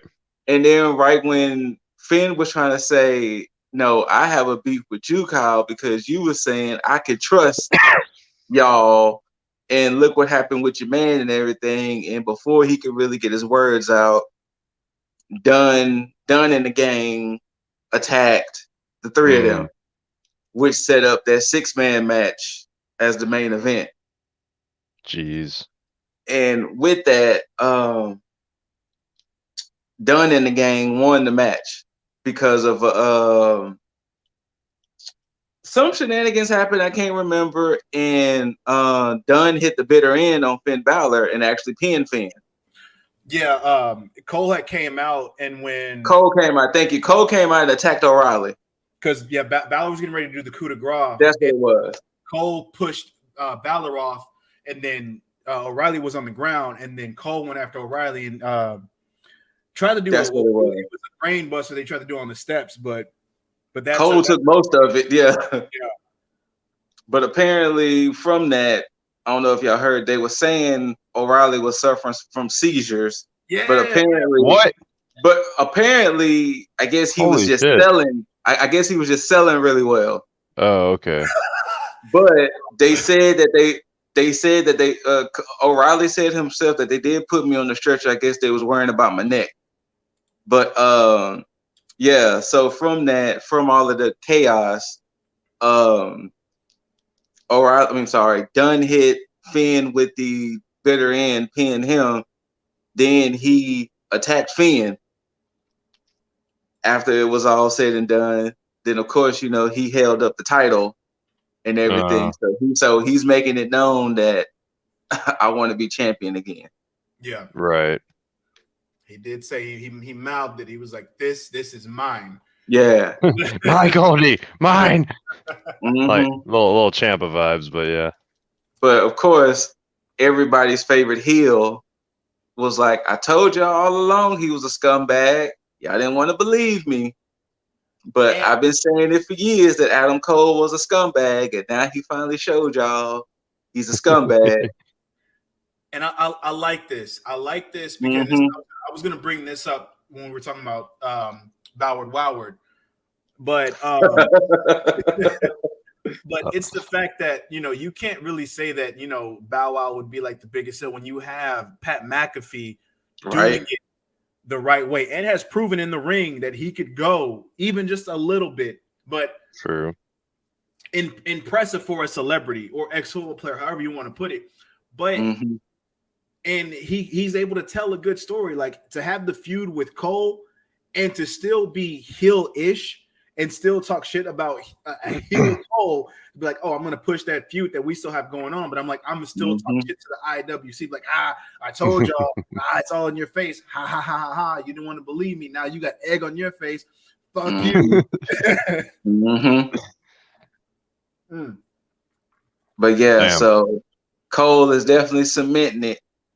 And he said too on IG, he was like, I'll talk when I want to talk. Oof. That's all he posted on IG. It was like, I'll speak when I want to speak. So I like that. Doesn't need to be said. Nothing. Just he was like, I'll speak when I want to speak. But other than that, somebody, Bobby Fish posted a photo of UE together, and the comments was like, Fish, you need to come back. Maybe you're the glue that everybody needs to be together. But yeah, so I mean, you don't know where Roddy stands with all of this. True, because he wasn't touched. He was the only one. Yeah, he wasn't touched. So we don't know where Roddy stands, and we really don't know. I mean, I'm assuming now for a fact Kyle is out the group.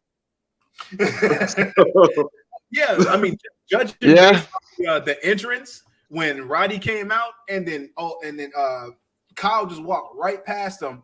And yeah, yeah, he just walked right past him. So yeah, it hurts. The only thing I don't like is just the delivery of O'Reilly when he does his promos. Man, it's so like it's super baby facious. This is like it seems so innocent when he does his promos. Man, I'm just like.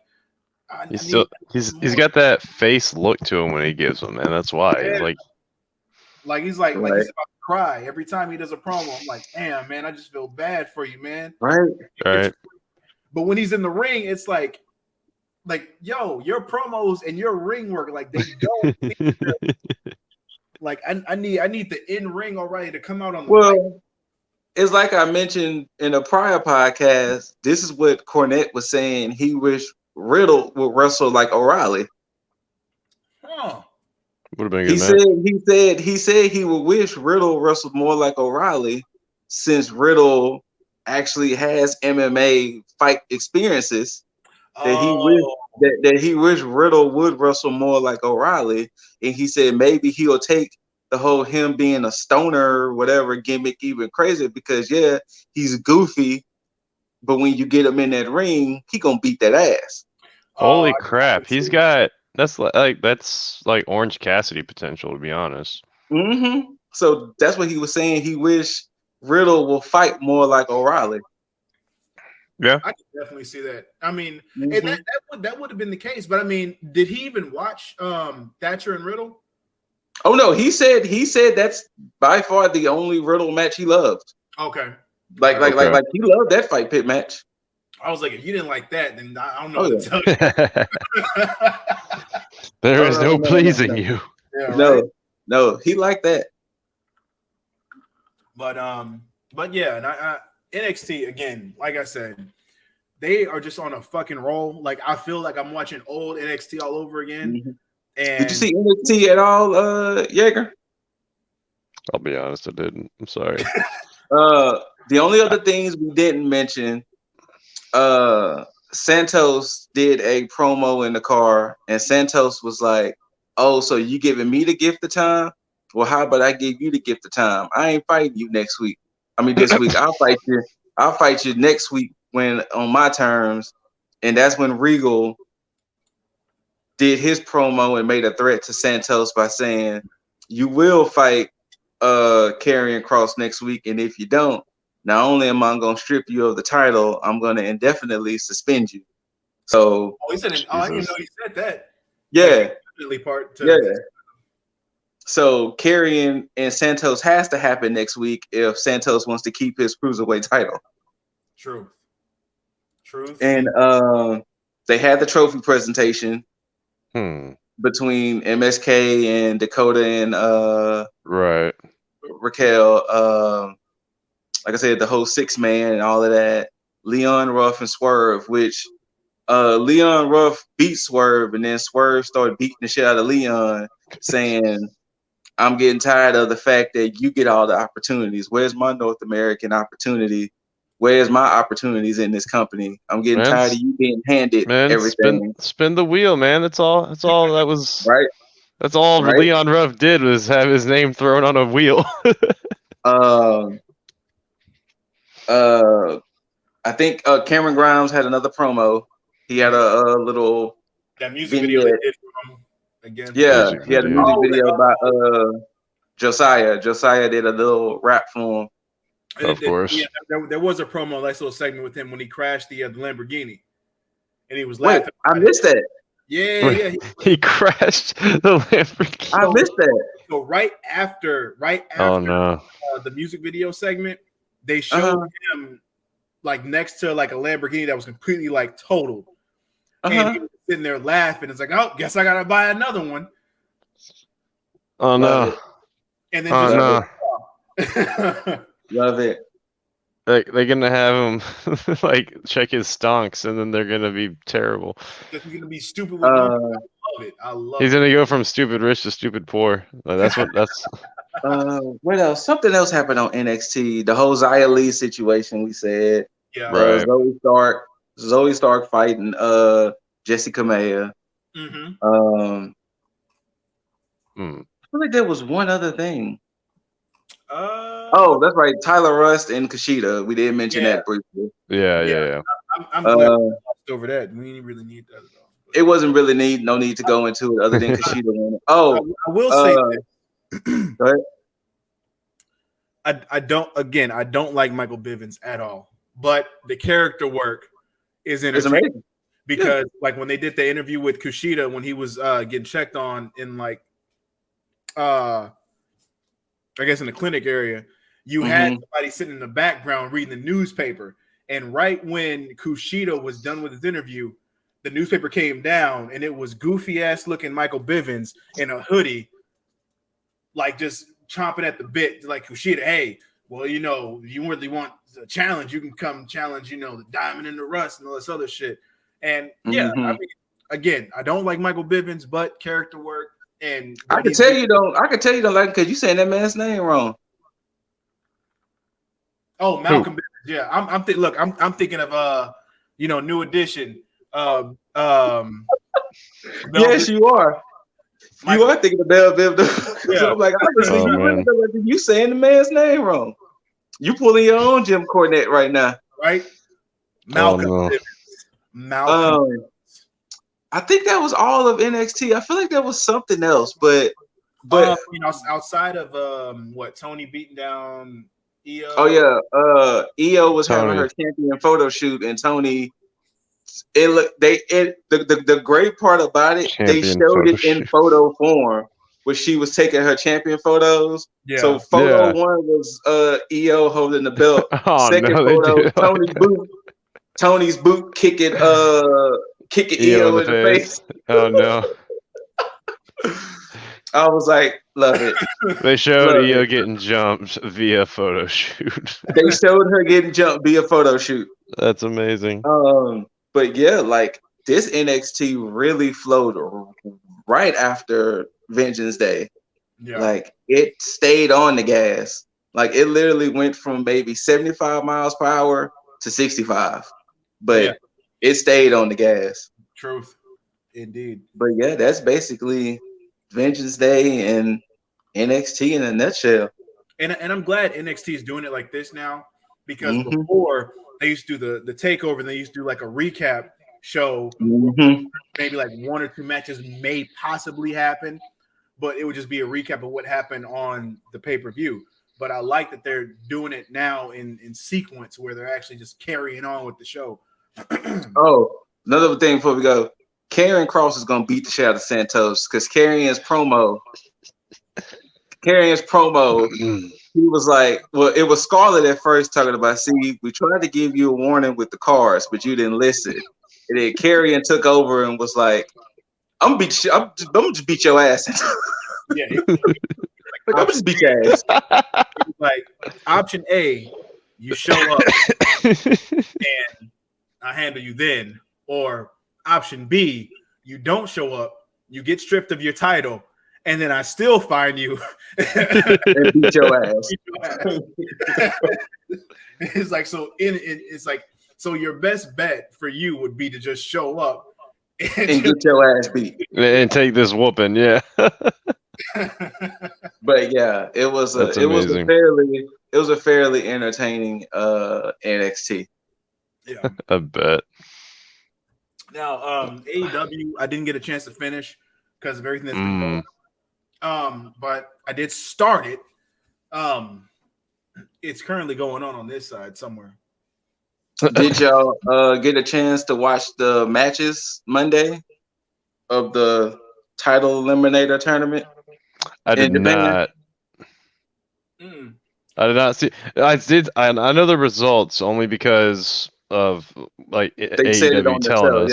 Yeah. Yeah. I'm gonna be honest with you. Be perfectly honest with you, and say it. Y'all know in the same boat. It was fucking useless. The women who've been on AEW TV before won all the matches. That's exactly what I was saying. That's exactly how I was scared it was going to go too. Like, at least throw me 1 or 2 new faces. Like, fucking Twitter was blowing up for, and I can't remember her name, but the goddess of piss and Maki Ito. Yes. Now I don't know about and poop for that matter, but come on, just for that tweet alone, just to shut up Cornette, like, or something, like, just let her win. Sure. Now, did the woman Maki Ito fight been on AEW before? If she has, it's been 1 or 2 matches. I can't remember off the top of my head. All the women who've been on AEW TV won the matches. Aja Kong, Emi Sakura, and Yuki Sakazaki. Yeah, now her I'm happy about. I mean, I think everybody loves Yuka Sakazaki. Honestly, if she had been the champ over Riho, it probably would have been better for me. But literally, but that's I watched way the back. first match. I watched the first match, and then I kind of skimmed through the rest of them to kind of see how the finish would go. And literally, all the women who's been on AEW won the matches, and I was like, "Yep." All right. They definitely missed a fan plea for Maki Ito to win one. And then not only that, but apparently the winner's supposed to fight Shida at Revolution. Yeah, so they're fast forwarding this crap now. So we got half of our American matches already, and now we're gonna cap off the first round for both sides on Monday with on YouTube. With 2 matches on YouTube. Yeah, the Nyla Rose and Anna Jay. Nyla Rose and Ty Conti, and then Anna Jay against Anthony Anna Jay. Yeah, that. Both of those matches are going to be on YouTube. Those Monday. Are big fucking matches. Come on. Yeah. And the second round of the women, the second round of the Japanese side is all going to be on YouTube Monday. So yeah, I was like, good job, AEW. So let's just call out the American side right now. I'm gonna say Thunder Rosa takes this one. You know what? I said that until I realized it's going to be Thunder Rosa versus Riho. And I still don't think know. Thunder Rosa takes that. I don't see. I mean, I love But we're Rio. getting ahead of ourselves with the Riho situation. But However, now let's call out these two matches before they happen on Monday, though. We got Nyla Rose and Ty Conti.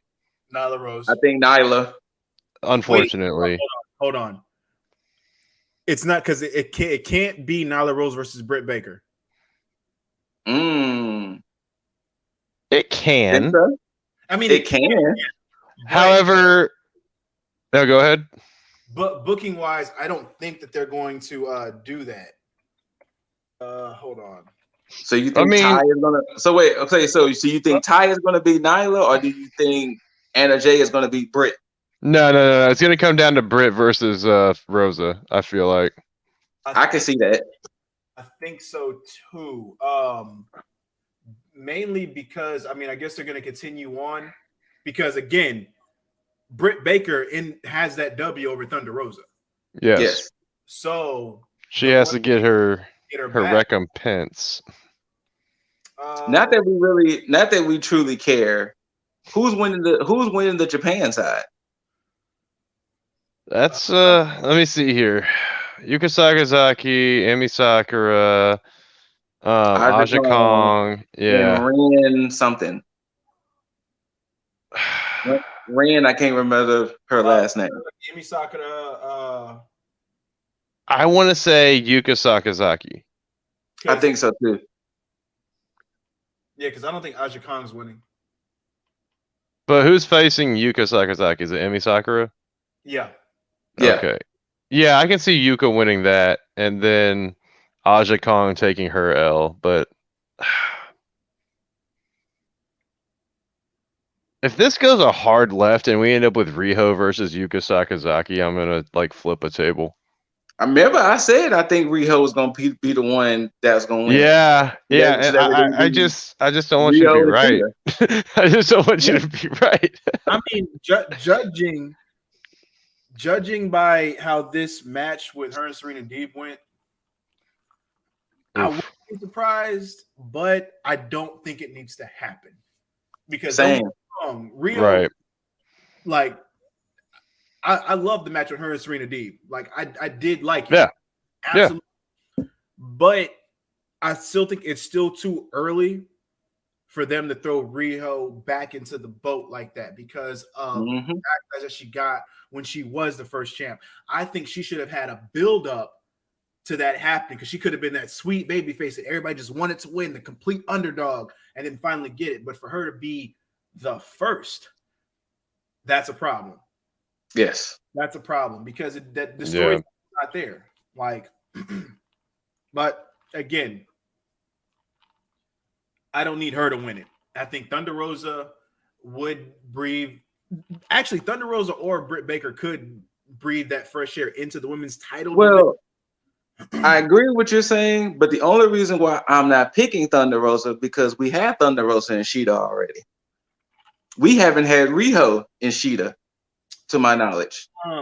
What about that's the only reason why? Well, you could end up having Yuka Sakazaki, who's just my pick, and against Shida. That could happen too. Honestly, like the Japan side could win this tournament. That's a possibility. I mean, because I would say this: watching the tournament, I will say this. Y'all can note it here at 1 hour and 48 minutes, almost 49 minutes. Excalibur did a phenomenal fucking job on commentary. Yeah. And the reason why I say that because he was a one-man show and he was actually explaining the backstories to these women and things like that. So I will give flowers. Excalibur. Keep it up. Now, you're right, Jaeger. They was putting a little extra oomph in the magical girl. So it wouldn't surprise me if she wins the whole fucking thing. Yeah. They seem like they was kind of high on her. So you might be right. The Japan side could end up winning. Yeah. I think I would rather see Shida and Rio in a match to gain number one contendership for the title rather than a match for the title. Yeah. I mean, of course, I can see them going for the title down the line, but I don't know. I maybe just me. Maybe I just can't see Rio that soon going after the title, especially since she's been gone for a while. Exactly. They said 11 months. Mm-hmm. She's been gone for 11 months, and now she's just like there's no video promos a couple of weeks prior or anything like that. Nothing to like warm you up to the fact that she's coming back. They just throw her into this qualifier match. And so, like no mention like of like past champions. Like I mean, they'll talk about Nyla Rose every now and then because she'd beat her for the title, but right. Rarely hear any mention of Rio as like the first women's champion. So like, they don't give her that credit, I guess, is the way well, to you say know it. what? Since we here, we might as well go ahead and discuss it. Rio and Serena did have a good match. Yes. Rio, of course, topped Serena. And I didn't fully see it completely, but what was the stuff with Nyla Rose? Did she like try to interfere or something, or am I thinking of something else? I don't think so. I don't think I remember seeing her. Sorry, I might be thinking of something else because she won just straight clean, right? Like Rio beat Serena. Yeah, Rio won it out clean. Yeah. Okay. All right. I mean, it was like a roll up, but it was still clean. Yeah. Okay. But yeah, so I don't know where this because I thought honestly the winner of this tournament was gonna most likely beat Shida, but I don't know. That's the exact question I was about to bring up. Was I don't know where this is going overall. Unfortunately, you think it just depends on the winner over like certainty then on who beats Shida? Yes and no, because the thing is that it really seems like they're on this Shida train. Like I don't know why. Like they're on this Shida train pretty hard. So that's why I was wondering when I said a few podcasts ago, do you think whenever she loses, her contract is up, whatever, and she's going back to Japan? Yeah. Because you know, they have gone all in. No pun intended. on this tournament. You see, and now to be honest, hindsight now like makes me understand why she hasn't been present so much, because she's actually been in Japan, like, and I mean throughout this quarantine, I'm sure, but she's like been in Japan negotiating like this tournament, pulling women from Stardom and everywhere else that's wrestling in Japan. Because you can also watch the tournament in Japanese, and she's one of the commentators. You see? Yeah. So I kind of have to give her a pass now, like on the criticisms that we were giving her about like not showing up to TV, not doing this and that. I wouldn't say 100% of a pass, but the majority of it, because like I don't know how involved she is backstage, and apparently she's been pretty damn involved. Well, I mean, my criticism still stands, but it's not necessarily. I mean, it's never necessarily been on her. It's always been on AEW and backstage, because they have a job to promote the champions. Like, if they have a tournament, we have to know what they're fighting for. And if you don't show what they're fighting for, if that's not on TV, I'm like, okay, well, why is the tournament happening? If you haven't had a champion on TV, or you haven't alluded to there being your champion or how prestigious this belt is, then that's on you. And it's not Shida. Because hell, Darby, Bucks, and Kenny been on the damn TV almost every week in some form. Facts. And Serena. Hell, even T.A.G, if you still want to count the FTW. Yeah. And so, like even they've been on TV almost every week, and Shida, it'd be like, damn, did we forget that we had a women's champion at times? Like well, I mean, now because she's in Japan. Well, I mean, to the same point, now she's in Japan, so I guess. But I mean, they could still be pushing her, like still like show, hey, so here's your champ and what she's involved in. Like she's one half of this whole thing. Like, I don't know, give her credit at least to keep her in the minds of us. Otherwise, we have this opinion that we have of her. But what actually did start the show? I believe it was. Was it? I think it was Inner Circle. Yes. I'm trying to remember off the dome. I don't have my laptop charged. Yeah, I believe it was a promo. No. That was after the first match. The first match was Either Hangman. that. There it is. Yeah. Um, I didn't think that happened that early. For some reason, I thought like the first match was the other one. I don't know. I got them all out of order. To quote our favorite wrestling manager, he said this is the dumbest angle because he was like, Matt Hardy wants to get revenge for what the Chaos Project and for what TH2 did to Negative One's birthday celebration when Matt Hardy not even part of the Dark Order. That's the reason why this was set up? Yes. You could have just had Hangman call that out instead of Matt Hardy, and it would have been Matt Hardy. Yeah. All right. Yeah. So we're kind of agreeing that it was kind of stupid that Matt Hardy wants to defend Negative One, but bring Hangman in.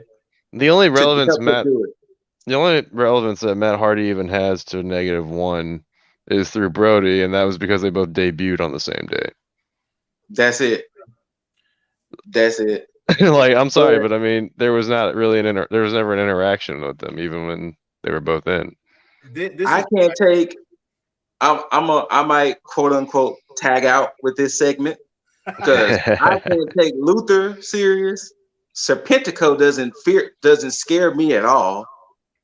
Matt Hardy, y'all, I voiced my opinion of Matt Hardy. Hangman saved this whole thing for me, especially hitting that double buckshot. This was a throwaway. I mean, yes, because I already knew who was going to win this. Like, again, that's like, I don't know, just matches that are thrown together like this. And Helico and it was the Hybrid 2 that fought. My bad. Sorry. The Hybrid 2, but he still hit that double buckshot. My bad.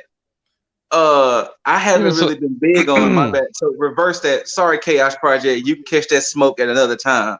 Hybrid 2. They wrestled. Yeah. They wrestled, but they didn't wrestle Matt. It was that's right. Orange and Luther fought Orange Cassidy. That's what it was. Yeah. So my bad. You can catch that smoke later, Chaos Project. The Hybrid 2. I have no issues with them. Unfortunately, y'all had to get sucked into this black hole of a storyline. Yikes. That's the unfortunate thing with y'all Hybrid 2. Y'all got sucked into this bullshit with Matt Hardy and Matt. I love the Hybrid 2, man, and I would just really wish that they got more attention than what they're getting right now. However, same, especially because like again, more BTEs that I watch, but they cut sick promos throughout BTE, especially recently, and then they have like one spot on Dynamite, then they go back to Dark for a couple of weeks, and they come back up, like depending on what relevance. But I mean, they had like a string of promos for like 3 weeks where they made it sound like they were going to be coming back in a big way, and now they're in the mid-card way, I guess. I don't get it. However, this match, though, again, I'm sorry for my own confusion because I was just full on with Scoot right there thinking that it was the Chaos Project. But thank you for refreshing my memory. I don't know what match I was thinking of. I guess it was the Orange Cassidy match. Hybrid 2, great tag team. Their choreography is on point like 98% of the time. I did not like Matt and Hangman's choreography. It looked like there were some very obvious like missteps here or there. Yeah. And I don't know. I just need like I don't like them as a pairing either, which is why I'm very happy that the story is progressing in the way that it is. Yeah, and even with this whole situation is like I'm cool with them having that whole switch up with the contracts and everything, but as far as the match situations, yeah, go ahead. I just like, what's the point? It's like, okay, I get salary for like the first quarter. Like, what is that? Like, that does nothing for the viewer. When I heard Hangman like swap, or when I saw Hangman swap the contract, and I was like, okay, so what is this going to imply? Is he going to get Private Party out of there? Like, indentured servitude almost. Like it's. I thought he was gonna try and save him. What's up? I know I said I'll be back because I need to take my dog out. This is the dumbest fucking thing. First quarter earnings. What the actual? Like what? And then exactly. Then wait, 3,700 to TH2 to be 30. What the fuck is 37? What the? That's such a random number. Look, I feel like this is more of a story build for when Hangman joins Dark Order. Definitely, because do with Matt. Exactly, because look at who saved him. And who's been in the background of the story the entire time, Dark Order. Yep. That's why I'm like, you might as well just have had Hangman join Dark Order a long time ago and just have him have like his issues with joining people throughout that and tell the story within the Dark Order rather than this outside. Yeah. Story. Like you could have had him like just tag up with like throughout the members of the Dark Order, and where he gains their trust, or they like start developing the trust, and he welcomes them in, or some shit. No, you're instead, I don't know, teasing us this whole time. Yeah, it's weird, man. But again, but yeah. So better. There are much better things you can do than make a money match when you swap a contract. Exactly. I don't know, like I said, free freaking private party from their bullshit they got going on. Yeah. Or I don't know, make it to where like all of Matt's matches like are 50% contributed to you or something. You know, like I don't know, take money from Big Money Matt. I don't like. That's why I thought it was going at first. I thought it was going to be like, no, I get 30% of your earnings. Thank you. It was like, I get your first quarter. What the? One match for first quarter earnings. Like, okay. But I mean, I guess I'm happier that it is a one-time thing because that way it keeps Matt Hardy and Hangman out of each other's like story progression from here on out. Hi, Loki. Hi. What? But yeah, good match to get the story progression along, I guess. I mean, to me, it's a palate cleanser match because I believe it's happening for. If I'm not right, if I'm not mistaken. Which one? It's happening for Revolution. Yes. Okay. Yeah, that's going to be a Revolution match. It's a bathroom match. I mean, I hate saying it, but that's really at this point, unless I can see that being the opener. Yeah, unless like because I mean I'm pretty sure it's going to be something that has Dark Order written all over it, where they're going to come in for the save, and then he finally joins, and then he get his comeuppance on Matt to where he gets earnings, gives all the money to Dark Order. Shit, I don't fucking know, but. Something. I can. As soon as you said that, I immediately see that being a BTE bit where all the money they get is like then contributed to the chilies that they eat. Fucking. Now, after that match was the promo, the backstage promo with Inner Circle with Santana and Ortiz. Basically talking up, how they've been there that whole time. They haven't had a title shot at all. Yeah, Dasher brought that up nicely. Yeah. and so of course after what was meant to be that beautiful promo, you had MJF interject him. I got to get some off my chest, and then talk shit to Sammy, which again I still think that it's that misdirect. Sammy's gonna come back and it's gonna be like, all right. Oh, did you hear the news about Sammy though? Wait, you're talking about the stuff from Impact or? Yeah, and then there's that where I'm not sure how kayfabe that is or if that's like legit heat, but it's apparently legit. A lot of people have been talking about it.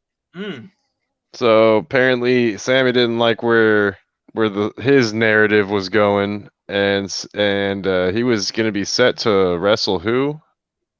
They didn't say exactly who, but they were just making it seem like I guess his time away was going to Could be have him been Chris. spending time at Impact. Yeah, I mean, could have been And Chris Bay. Could have been Rich yeah, Swann.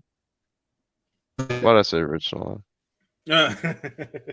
Anyways, obviously, Sammy's attitude. So he sounds like he's a problem child. Yeah, then you had Chris get on the mic and basically state how I like that he told MJF to shut up repeatedly. so he told Sammy not to show his face anymore. Yeah. So I mean, I mean, at that point, it's official. Sammy's not coming back to the inner circle unless That's it's in the inner circle. That's one burned bridge for Chris. Yeah. I mean, I can only see the rest start to go down. Oh man. I mean, shit. Who knows? I'm still waiting for the aftermath once I guess Chris and MJF get their title shot as a tag team and then see what happens at that point. Isn't that at Revolution? I believe so. I believe so, yeah. But that was that point, and of course we had the continuation of the Eliminator tournament with Serena Deeb and Rio, which of course, like we've already said, was a very good match. And we have our criticisms going forward in the tournament. But as far as this match, no criticism at all because Serena Deeb, Rio did their thing. Serena Deeb didn't need to win, in my opinion, so it really didn't matter. Rio coming back was almost a given because, I mean, if you're going to say, okay, she's coming back, you're not just going to have her come back and then lose. So that was almost obvious at that point. So, yeah. So she goes over clean. Good on her. And she moves on to face Thunder Rosa, which that should be a one hell of a match in itself. No, it wasn't this match. I'm just trying to remember the match where Cody came out to help commentate on.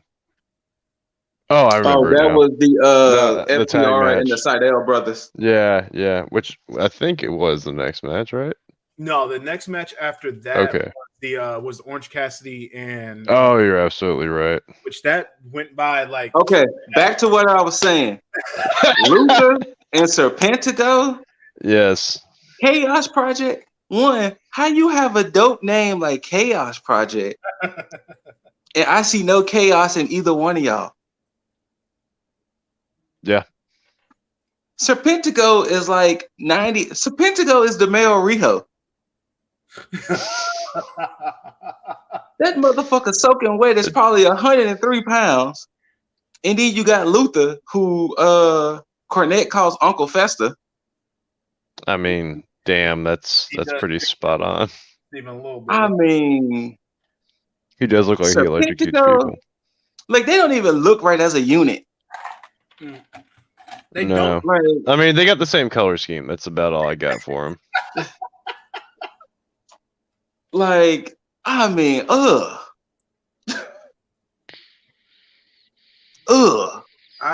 could care less. I mean, to me, they're like relegated to dark. Like they are dark alumni. Like that's apparently not dark. They should be dark lifers because I think ever since they had that match with Jericho, I think Jericho and MJF, where ever since they had that match, they've just been like on Dynamite, like in different segments here and there and matches. So it's like, yeah, you're just taking TV from people that need to be on there. Hell, put the Acclaim in that spot. Hell, their names don't even go together. Luther, Serpentico. It doesn't. And yet, for some reason, that makes Chaos Project. And you know, don't get me wrong. If they're like the best of friends, that's cool. I'm not even knocking that. But visually, all right, no, keep it. Yeah, just visually it doesn't go together. But I mean, after breath stinks, dude. Oh, all right. Loki wants to make his cameo. So, hey, what up, Loki? Oh, you getting camera shot? Come on. Yeah, after that match with Luther and Orange went over. I mean, no surprise. Wait, before I even get to that, this is one of the reasons why the shit with Miro and there we go. Charles Taylor should have didn't make sense at all. Thank you. Yep. it should have continued to go rather than have it stop, because they just, it's almost like it's completely forgotten. Like there's no feud, no nothing. It's just like they're just with their separate ways. But then Miro cuts his promos so aggressively about Orange Cassidy and how he was the guy that screwed up with his butler and all that shit. Like, Charles, I don't blame you. It's that Orange Cassidy. He's the bad guy here. Like, why the hell couldn't Charles still be your butler up until Revolution? Why did it they cut it too short, and now Miro somewhat centers his whole feud around it. Yeah. And this would have been the perfect match to have Miro come out and fuck with Orange, causing the loss. That would have been a reason to have Project on there to get a fluke win over Orange.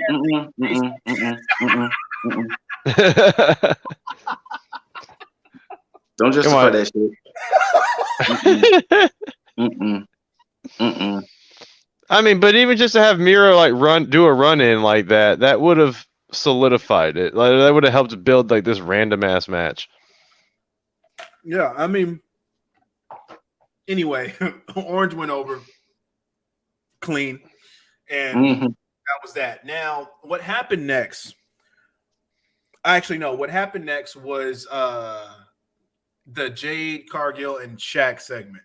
Oh boy, I had so much to say about this. One, kudos to Jade. She looks phenomenal. She does. Dude. Kudos to Shaq. Kudos to Shaq for being in the segment. What the fuck is basketball drills are gonna do for a wrestling match? Yes. Look, damn, you can sink a three. Can you do a roll-up pin? I was looking at that that's cool. I was like, are y'all playing horse? This is a risk. I think the biggest unbelievable part of that whole segment was that Shaq was apparently trying to teach her how to shoot free throws. Well, I think that's what the segment was. It was meant to show that he can actually, after all these years, make a legit free throw. Oh, is that what that is? It's like, look, I did it. Yeah, even Jade's logo is amazing.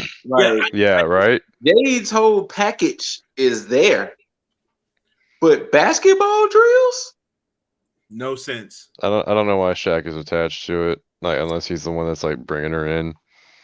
Yeah, the only confirmation. I mean, legitimately. I mean, this only confirmed one thing for me, and that's the fact that this match is still happening with the inclusion of Cody.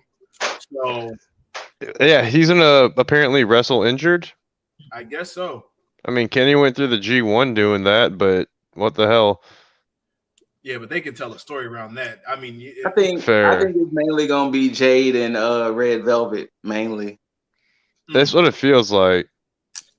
But my question is why they didn't just advertise this better since they're sticking with it. There's been a straight up clip and it's on video where Shaq is like, I am not involved in this. This has nothing to do with me. Yeah, exactly. And I mean, the only thing you need to fix that is have Shaq show up on a Dynamite, or have Shaq show up with Jade and let Jade run roughshod for a second, and then that's it. Hey, little pretty boy, Cody Rhodes, you don't get these hands now. You thought I was just gonna bow out? Nah, I'm gonna come beat your ass or something. I don't know. Cody can show up on NBA TV. Thank you. Throw a chair on his ass. Cody could show up on there and be like, "What's that shit you've been talking, Shaq?" Right. The best way that they could have done this that would have made me believe this shit is if Shaq would have kept that same energy and said, you know what? I don't want to be, this isn't a part of me. I don't want to do this. It was fun and games. Ha ha. And then Cody continued to push the issue yeah, you're lying. I know that you set this up. She's already brought your name up. So I know that it wasn't just fun and games. And then keep poking the bear. And then, okay, you know what? I can see why Shaq got involved. Because that would make somewhat sense to me. Not to cut you off, Dizzle. Let me tell you how much Cody Rhodes care. Sunday. Okay, so they did say Revolution is on Sunday. Wednesday, he's in this tag team match. Sunday, He's in a ladder match to determine the #1 contender for the TNT Championship. Wait, what? Yeah. Oh, yeah. you didn't? Oh, I forgot you said you didn't watch all of AEW. He didn't Okay, see that. so let me build it all up. Okay. Brandy had a little promo saying she was supposed to have this big celebration baby shower, and since during the times she couldn't do it, she's going to do the reveal to the world, which I don't see why she had to have a promo video saying that. But It was cute. It's what happens when your husband's the EVP or one of that the is true. EVPs. So Brandy knew the sex, but not Cody. So they came out, they did the fireworks, and eventually they did pink fireworks. So Cody and Brandy are having a girl. Okay. So from that, Cody stayed on commentary, and it was announced at Revolution there's going to be a 6-man ladder match to determine the #1 contender for the TNT Championship. And so far, Penta El Zero, who's returning, Scorpio Sky, and Cody are in this match. We don't know who the other 3 are. Ooh. Already, it sounds amazing. Shout out to Justice Board for Scorpio Sky. Right. So that lets you know Cody don't give a shit about this Shaq and Jade match. I think 4 days he's moving on. I think more importantly, Cody just does not give a shit about his injury that he has. Apparently, right? To be in a ladder match. Honestly, I can see whoever is on the other side of those 3 that we don't know. I can see one of them having a feud or some kind of heat with Cody to where he takes him out early, and then that can be Cody's exit for his injury. I wouldn't be surprised if one of those. Oh no, he can't be because he's going in that street fight. I don't know who the other 3 might be then. Because I would have said Ricky Starks would have been a good one, but he's in the street fight. Yeah, you could do Sean Spears, who's been feuding with Scorp. Where has he been at? Huh? Who? I mean, excuse me, not been feuding, but has had a feud. But yeah, so I mean, I can't really see who else. That's about all I got. Wait, this happened at Revolution? Yeah, the ladder match is gonna be at Revolution. Yeah. But yeah, Cody sure as hell is moving straight on after Shaq. That's what I'm saying. So that lets you know how much Cody cares. He's moving straight on. But like, I'm about to move on in this segment. FTR versus the Sydal brothers.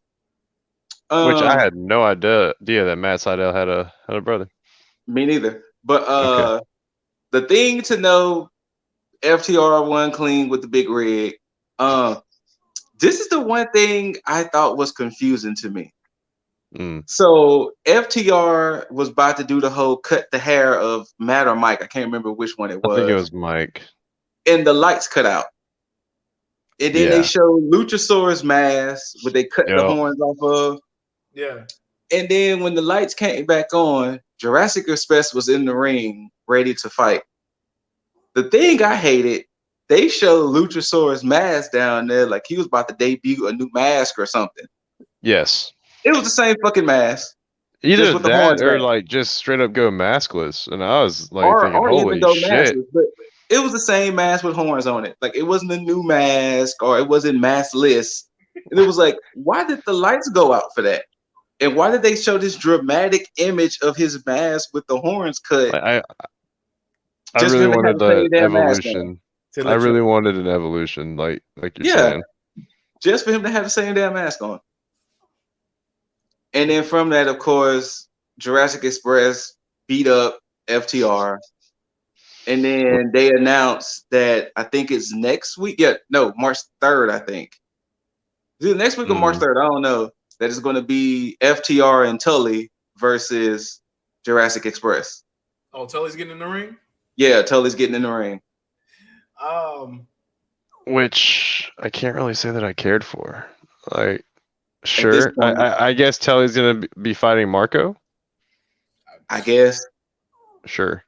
I guess, that part I didn't see because I know. Well, before that, I know, after the Chaos Project, or after Luther and Orange went, they had, of course, the J. Cargill and Shaq shit. But after that, they I had think you're gonna say what I was gonna say. Thing that I felt was probably the worst thing to happen on the show, and that was FTW and the Sting segment. Yep, that's the one. And we can go and talk about it right now. Do we need to? Well, no. The only thing I'm not talking about the full segment itself. I'm just talking about the bump that Sting took that he didn't need to take. Yeah, no, that's what I'm getting straight to. Like this, it did not need to happen because there's only one person I'm happy for in that whole segment. Cage? No, Hook. Oh, Hook. Hook got to take a bump from Sting. Like that's a good point. Other than that, I mean, that could be one of the last people that Sting like starts doing bumps with. Granted, it should have been Hobbs because Hobbs being such a huge Sting fan, because he did say that on Jericho's podcast that he did for Halloween dressed up as Sting, but maybe Hobbs might get a Sting bump at the Revolution match, but I didn't care. It was like, okay, Sting took a power bump. Now that overhead shot of Sting was funny as shit. But dude, have you seen the memes out of that? I've seen a few. Yeah, they're hilarious. Yeah, if you're gonna have a payoff with Sting taking a bump, save it for Revolution, because at least the company's getting paid for some shit like that. But that shit on free TV where he could potentially get hurt and then not make it to Revolution. You know, going in a match, you want to preserve him up to that point, and then after that. But yeah, because I mean, he could have easily re-injured himself. And especially the way like Cage put his ass down. It's like that's. And look, I don't know how safe Cage is. Cage may be super safe, but it did not look it. And I don't know if he either sold it very well because it looked like it hurt. I'm gonna say this. I probably wouldn't have felt this way about the bump if it wasn't for the whole Seth Rollins thing. Correct, because if it wasn't for the fact that Sting had that neck injury before, then I would have been like, all right, he took a bump. But since he had that injury, that's what made me kind of like. You know, we talk about Nia Jax being a little reckless with her opponents. Seth Rollins has caused like 3 people's injuries. That is true. Like he killed Finn Balor's momentum going into that Universal title because he's the one that popped his shoulder out. I think Sting now. I think they blamed Finn for that one because of how he landed it or whatever. But unless Sting was being nice, he did say accidents do happen, and that was just an accident that happened. I mean, nobody intends to injure anybody. Yeah, true. It's just a coincidence that, you know, all the moves that people get injured by happen to be that same buckle bomb that Seth Rollins does. Yeah. But, you know, shit, but he's up to this point has stopped doing it. So, you know. Yeah. Kudos to him for understanding and realizing that, I need to stop doing this fucking move. But I think the shit with Sting scared him more so than anything. So I would be surprised. But yeah. Segment good for FTW, trash in the way of like the whole Sting shit and taking that bump. Should have waited to Revolution if you're going to do something as sketchy as that. Yeah. Did they mention where Starks and Hobbs was at? I think they didn't. I don't think they straight up said it, but I mean, I guess it's implied that they're still with Darby somewhere. Oh yeah, I forgot about that. Yeah, he got dragged last week. I totally forgot that he got dragged and he hasn't been seen since. Yeah. Need to put an APB out on that. But yeah, after that. Hey, speaking of, there was a joke. There was a joke Cornette told about why Goldberg still walks to the ring with security if Goldberg's supposed to be this badass person.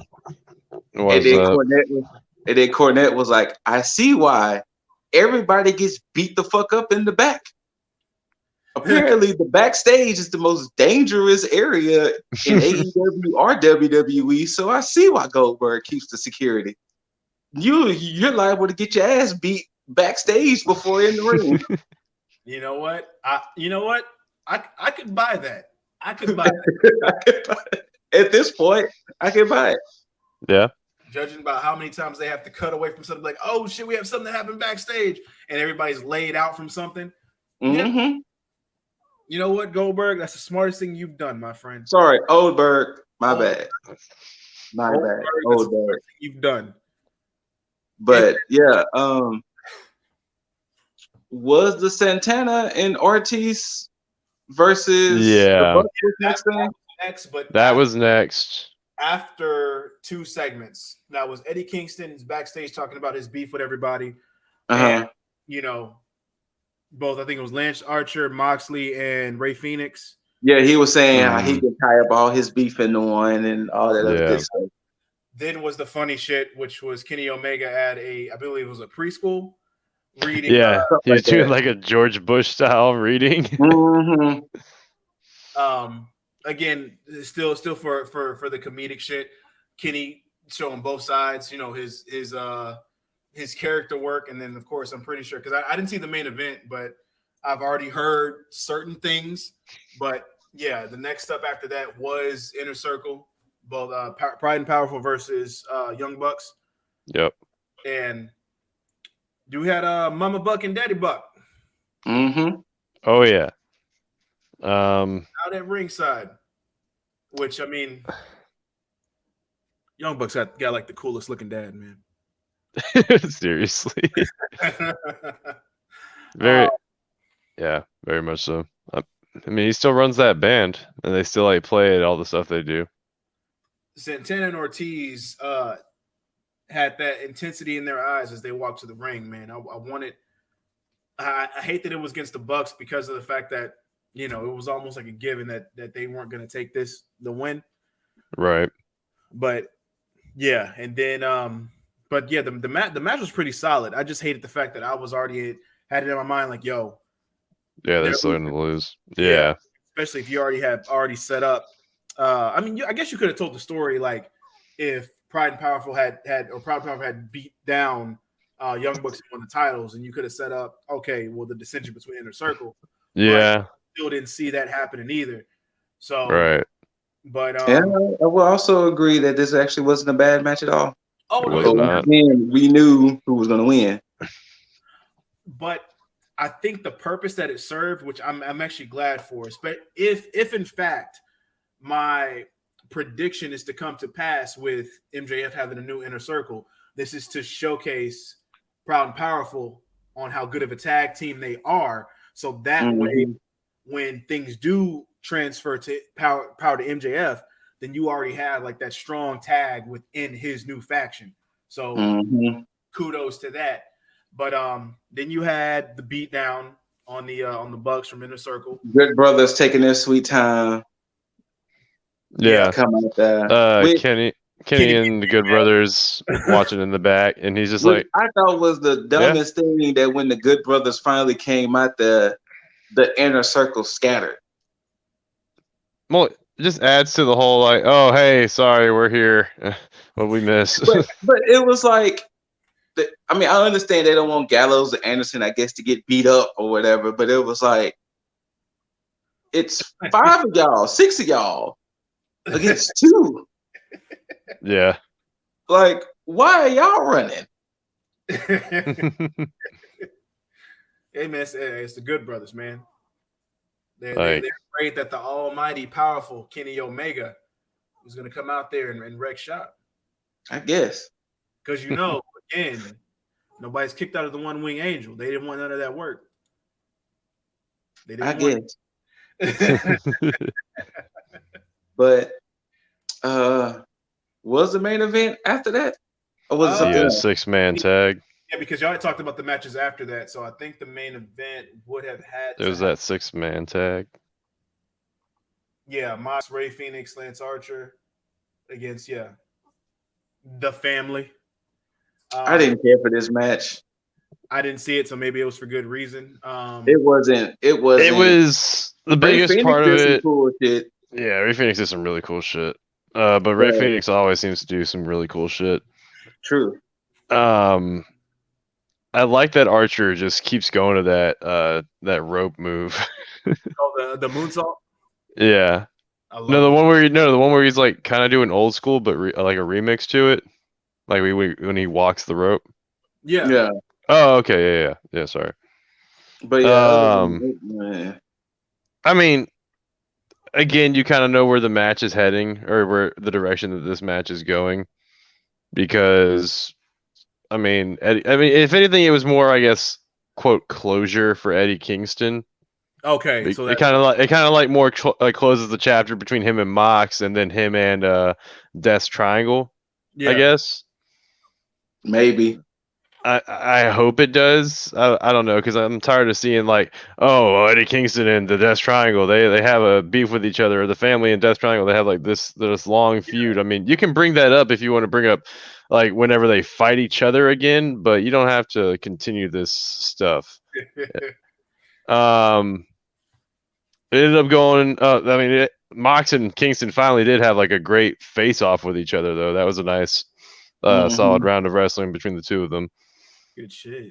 Of course, it ends with Mox hitting the paradigm shift. Mox hits the paradigm shift. Who did he hit it on again? Kingston. Was it on Kingston? Yeah, that's right. I think it was on Kingston. Yeah, and I guess that closes that chapter between him and Mox. However, as soon as that bell hits, Good Brothers come out, jump Mox. Kenny comes out, with his like the same outfit that he wore from the preschool or whatever. He's got the boots on, the jeans, like this little white shirt and all that. Kenny's style is horrendous. I'm sorry. Kenny's style can only be described as Kenny's style. That man has no drip to me. Jesus. Like that shirt. No, that in them shoes, boy. You leave that the boots. Leave them pirate shirts and them ruby boots alone, man. Those boots are what kill me, man. Like I could feel the shirt. I was like, all right, that's like very anime-esque, and he's like a big weeb. I mean, jeez. Boots, boy. The boots need to go. Them shits were shiny. They were so bright. Them shits were shiny. Like they was distracting. So Kenny comes out with purpose, though, because he addresses Mox. He's like, "I see what you did here, Mox. In your championship contract, you seem to have slipped in a rematch clause. So you know what? I'm going to give you a rematch, but it's going to be a rematch of my choosing." And then he goes back to his Extreme Japan Wrestling days, I guess, but he calls it an exploding barbed wire match. Oh, death match. Excuse me. An exploding barbed wire death match. So, okay. See, I just thought it was the exploding barbed wire match as far as like the rumors that I heard was, but exploding barbed wire death match. I've seen such an over the top name. I seen one of those matches before. Yeah? Does the barbed wire actually explode? Like, so what it is that there are no ropes. The ropes are the barbed wire. Right? That's Cactus Jack and Jade. Yeah. And what it is that after so much time, fireworks just goes off and it kind of explodes. Oh my god! But the exploding barbed wire death match, funny because I think that exact variation is in Fire Pro Wrestling. The video game? The video game, yeah. Yeah, I think that exact variation is in Fire Pro Wrestling. Okay. But yeah, like I said, I've seen an exploding barbed wire match, but I don't think I've seen the death match. But like I said, I don't know the purpose of the timer when the explosions happen. But yeah, I've kind of seen one before.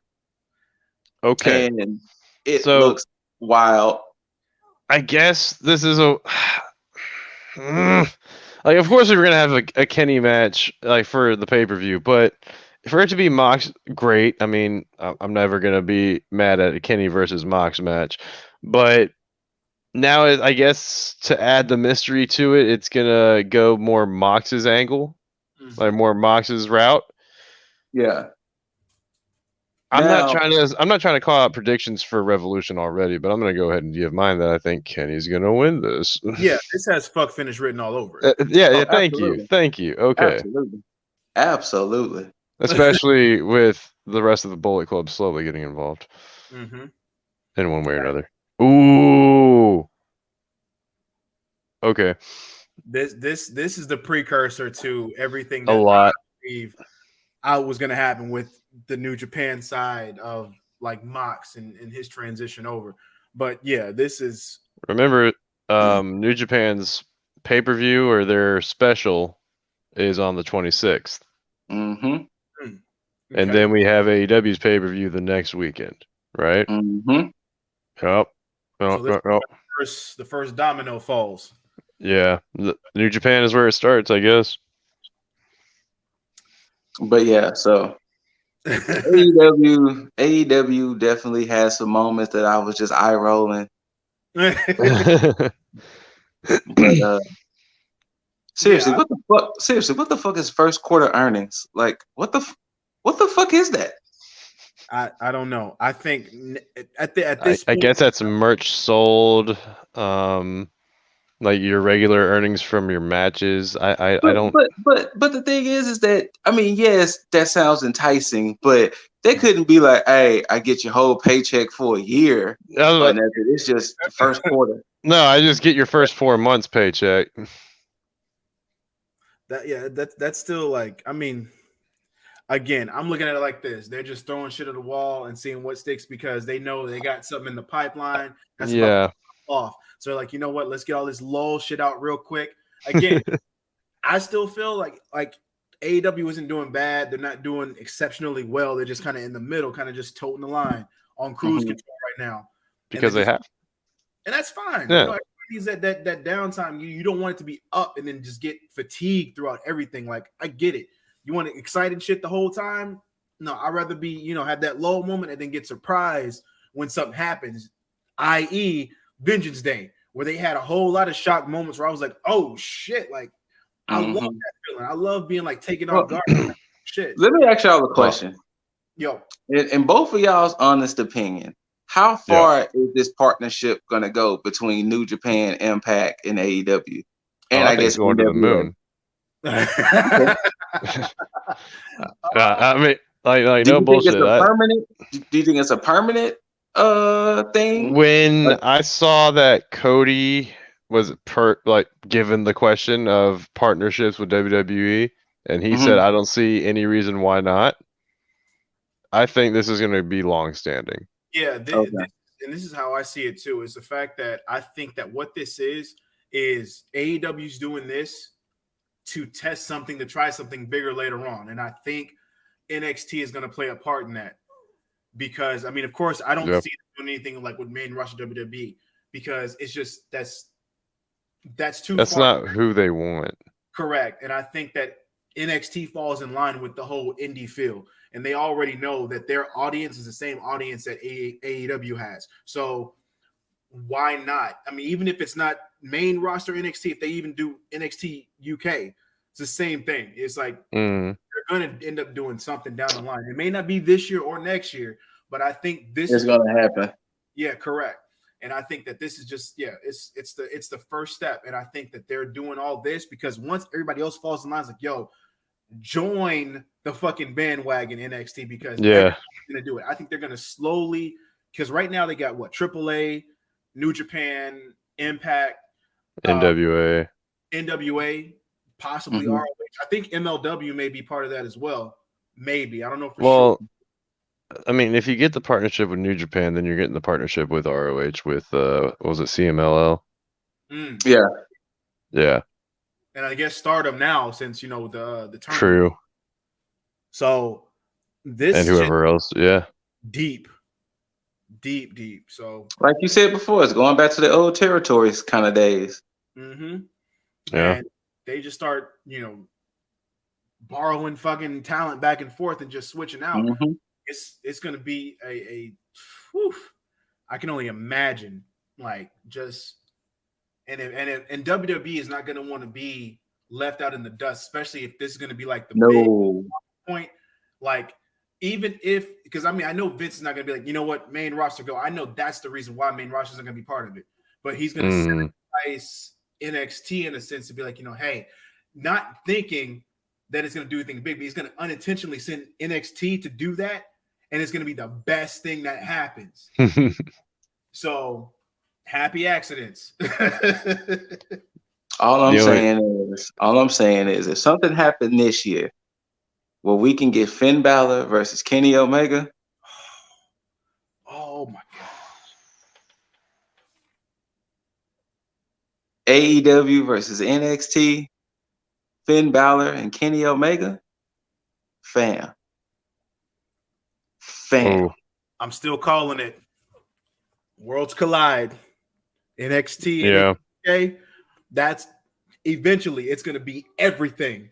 That's going to be the real worlds collide. But fantasy booking. But either way, guys, I'm going to start with you, Scoot. Closing thoughts on everything that just happened this week and just, yeah.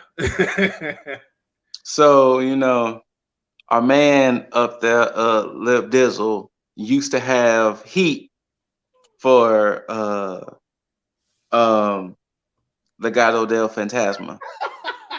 And Legado del Fantasma has now moved on to Everrise and Malcolm Bivens.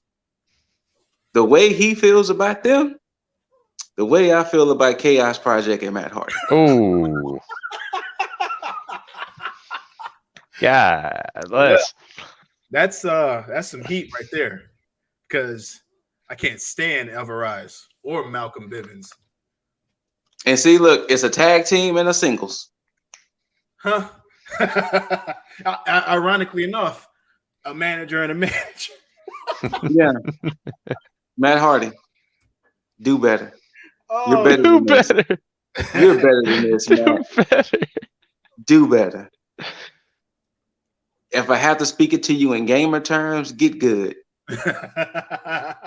Get good or get wrecked. Oh no. Ladies of NXT. Ooh. Yes. Ooh. Hey, he said ladies, chill out.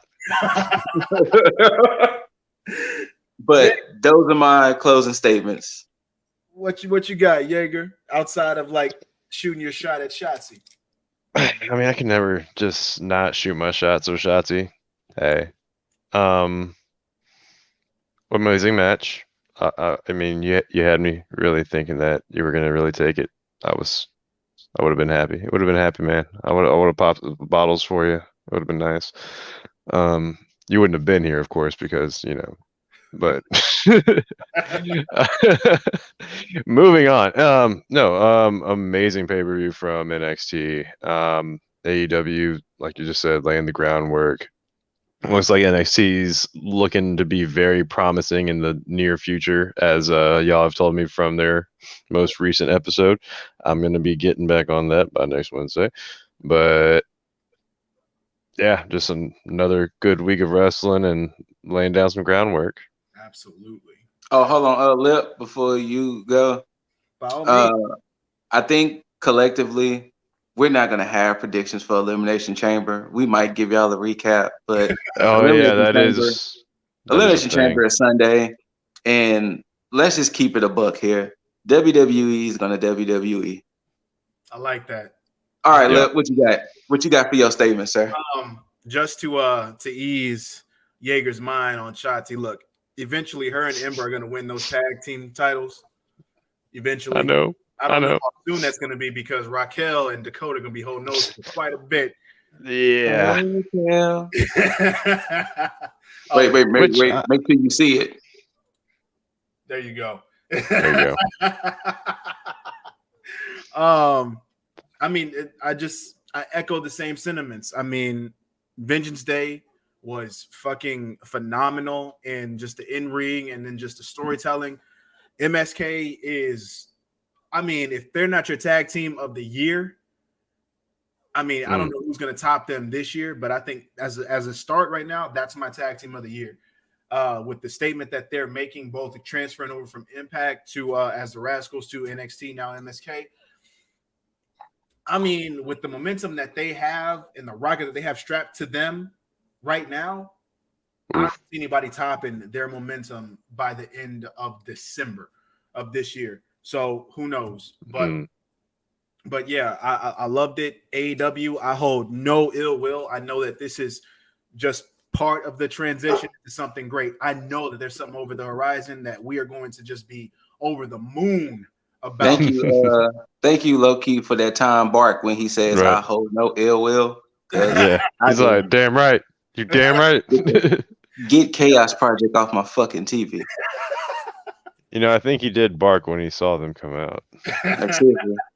Get Chaos Project. They can stay on Dark. I'm not saying nobody. I'm sorry to interrupt you, Lip, but I'm not saying nobody shouldn't have a job or anything. It's cool and all, but keep them on Dark. It's fine.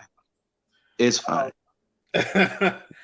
Outside of that, Scoot, let these beautiful people know where they can find you if they do indeed want the smoke.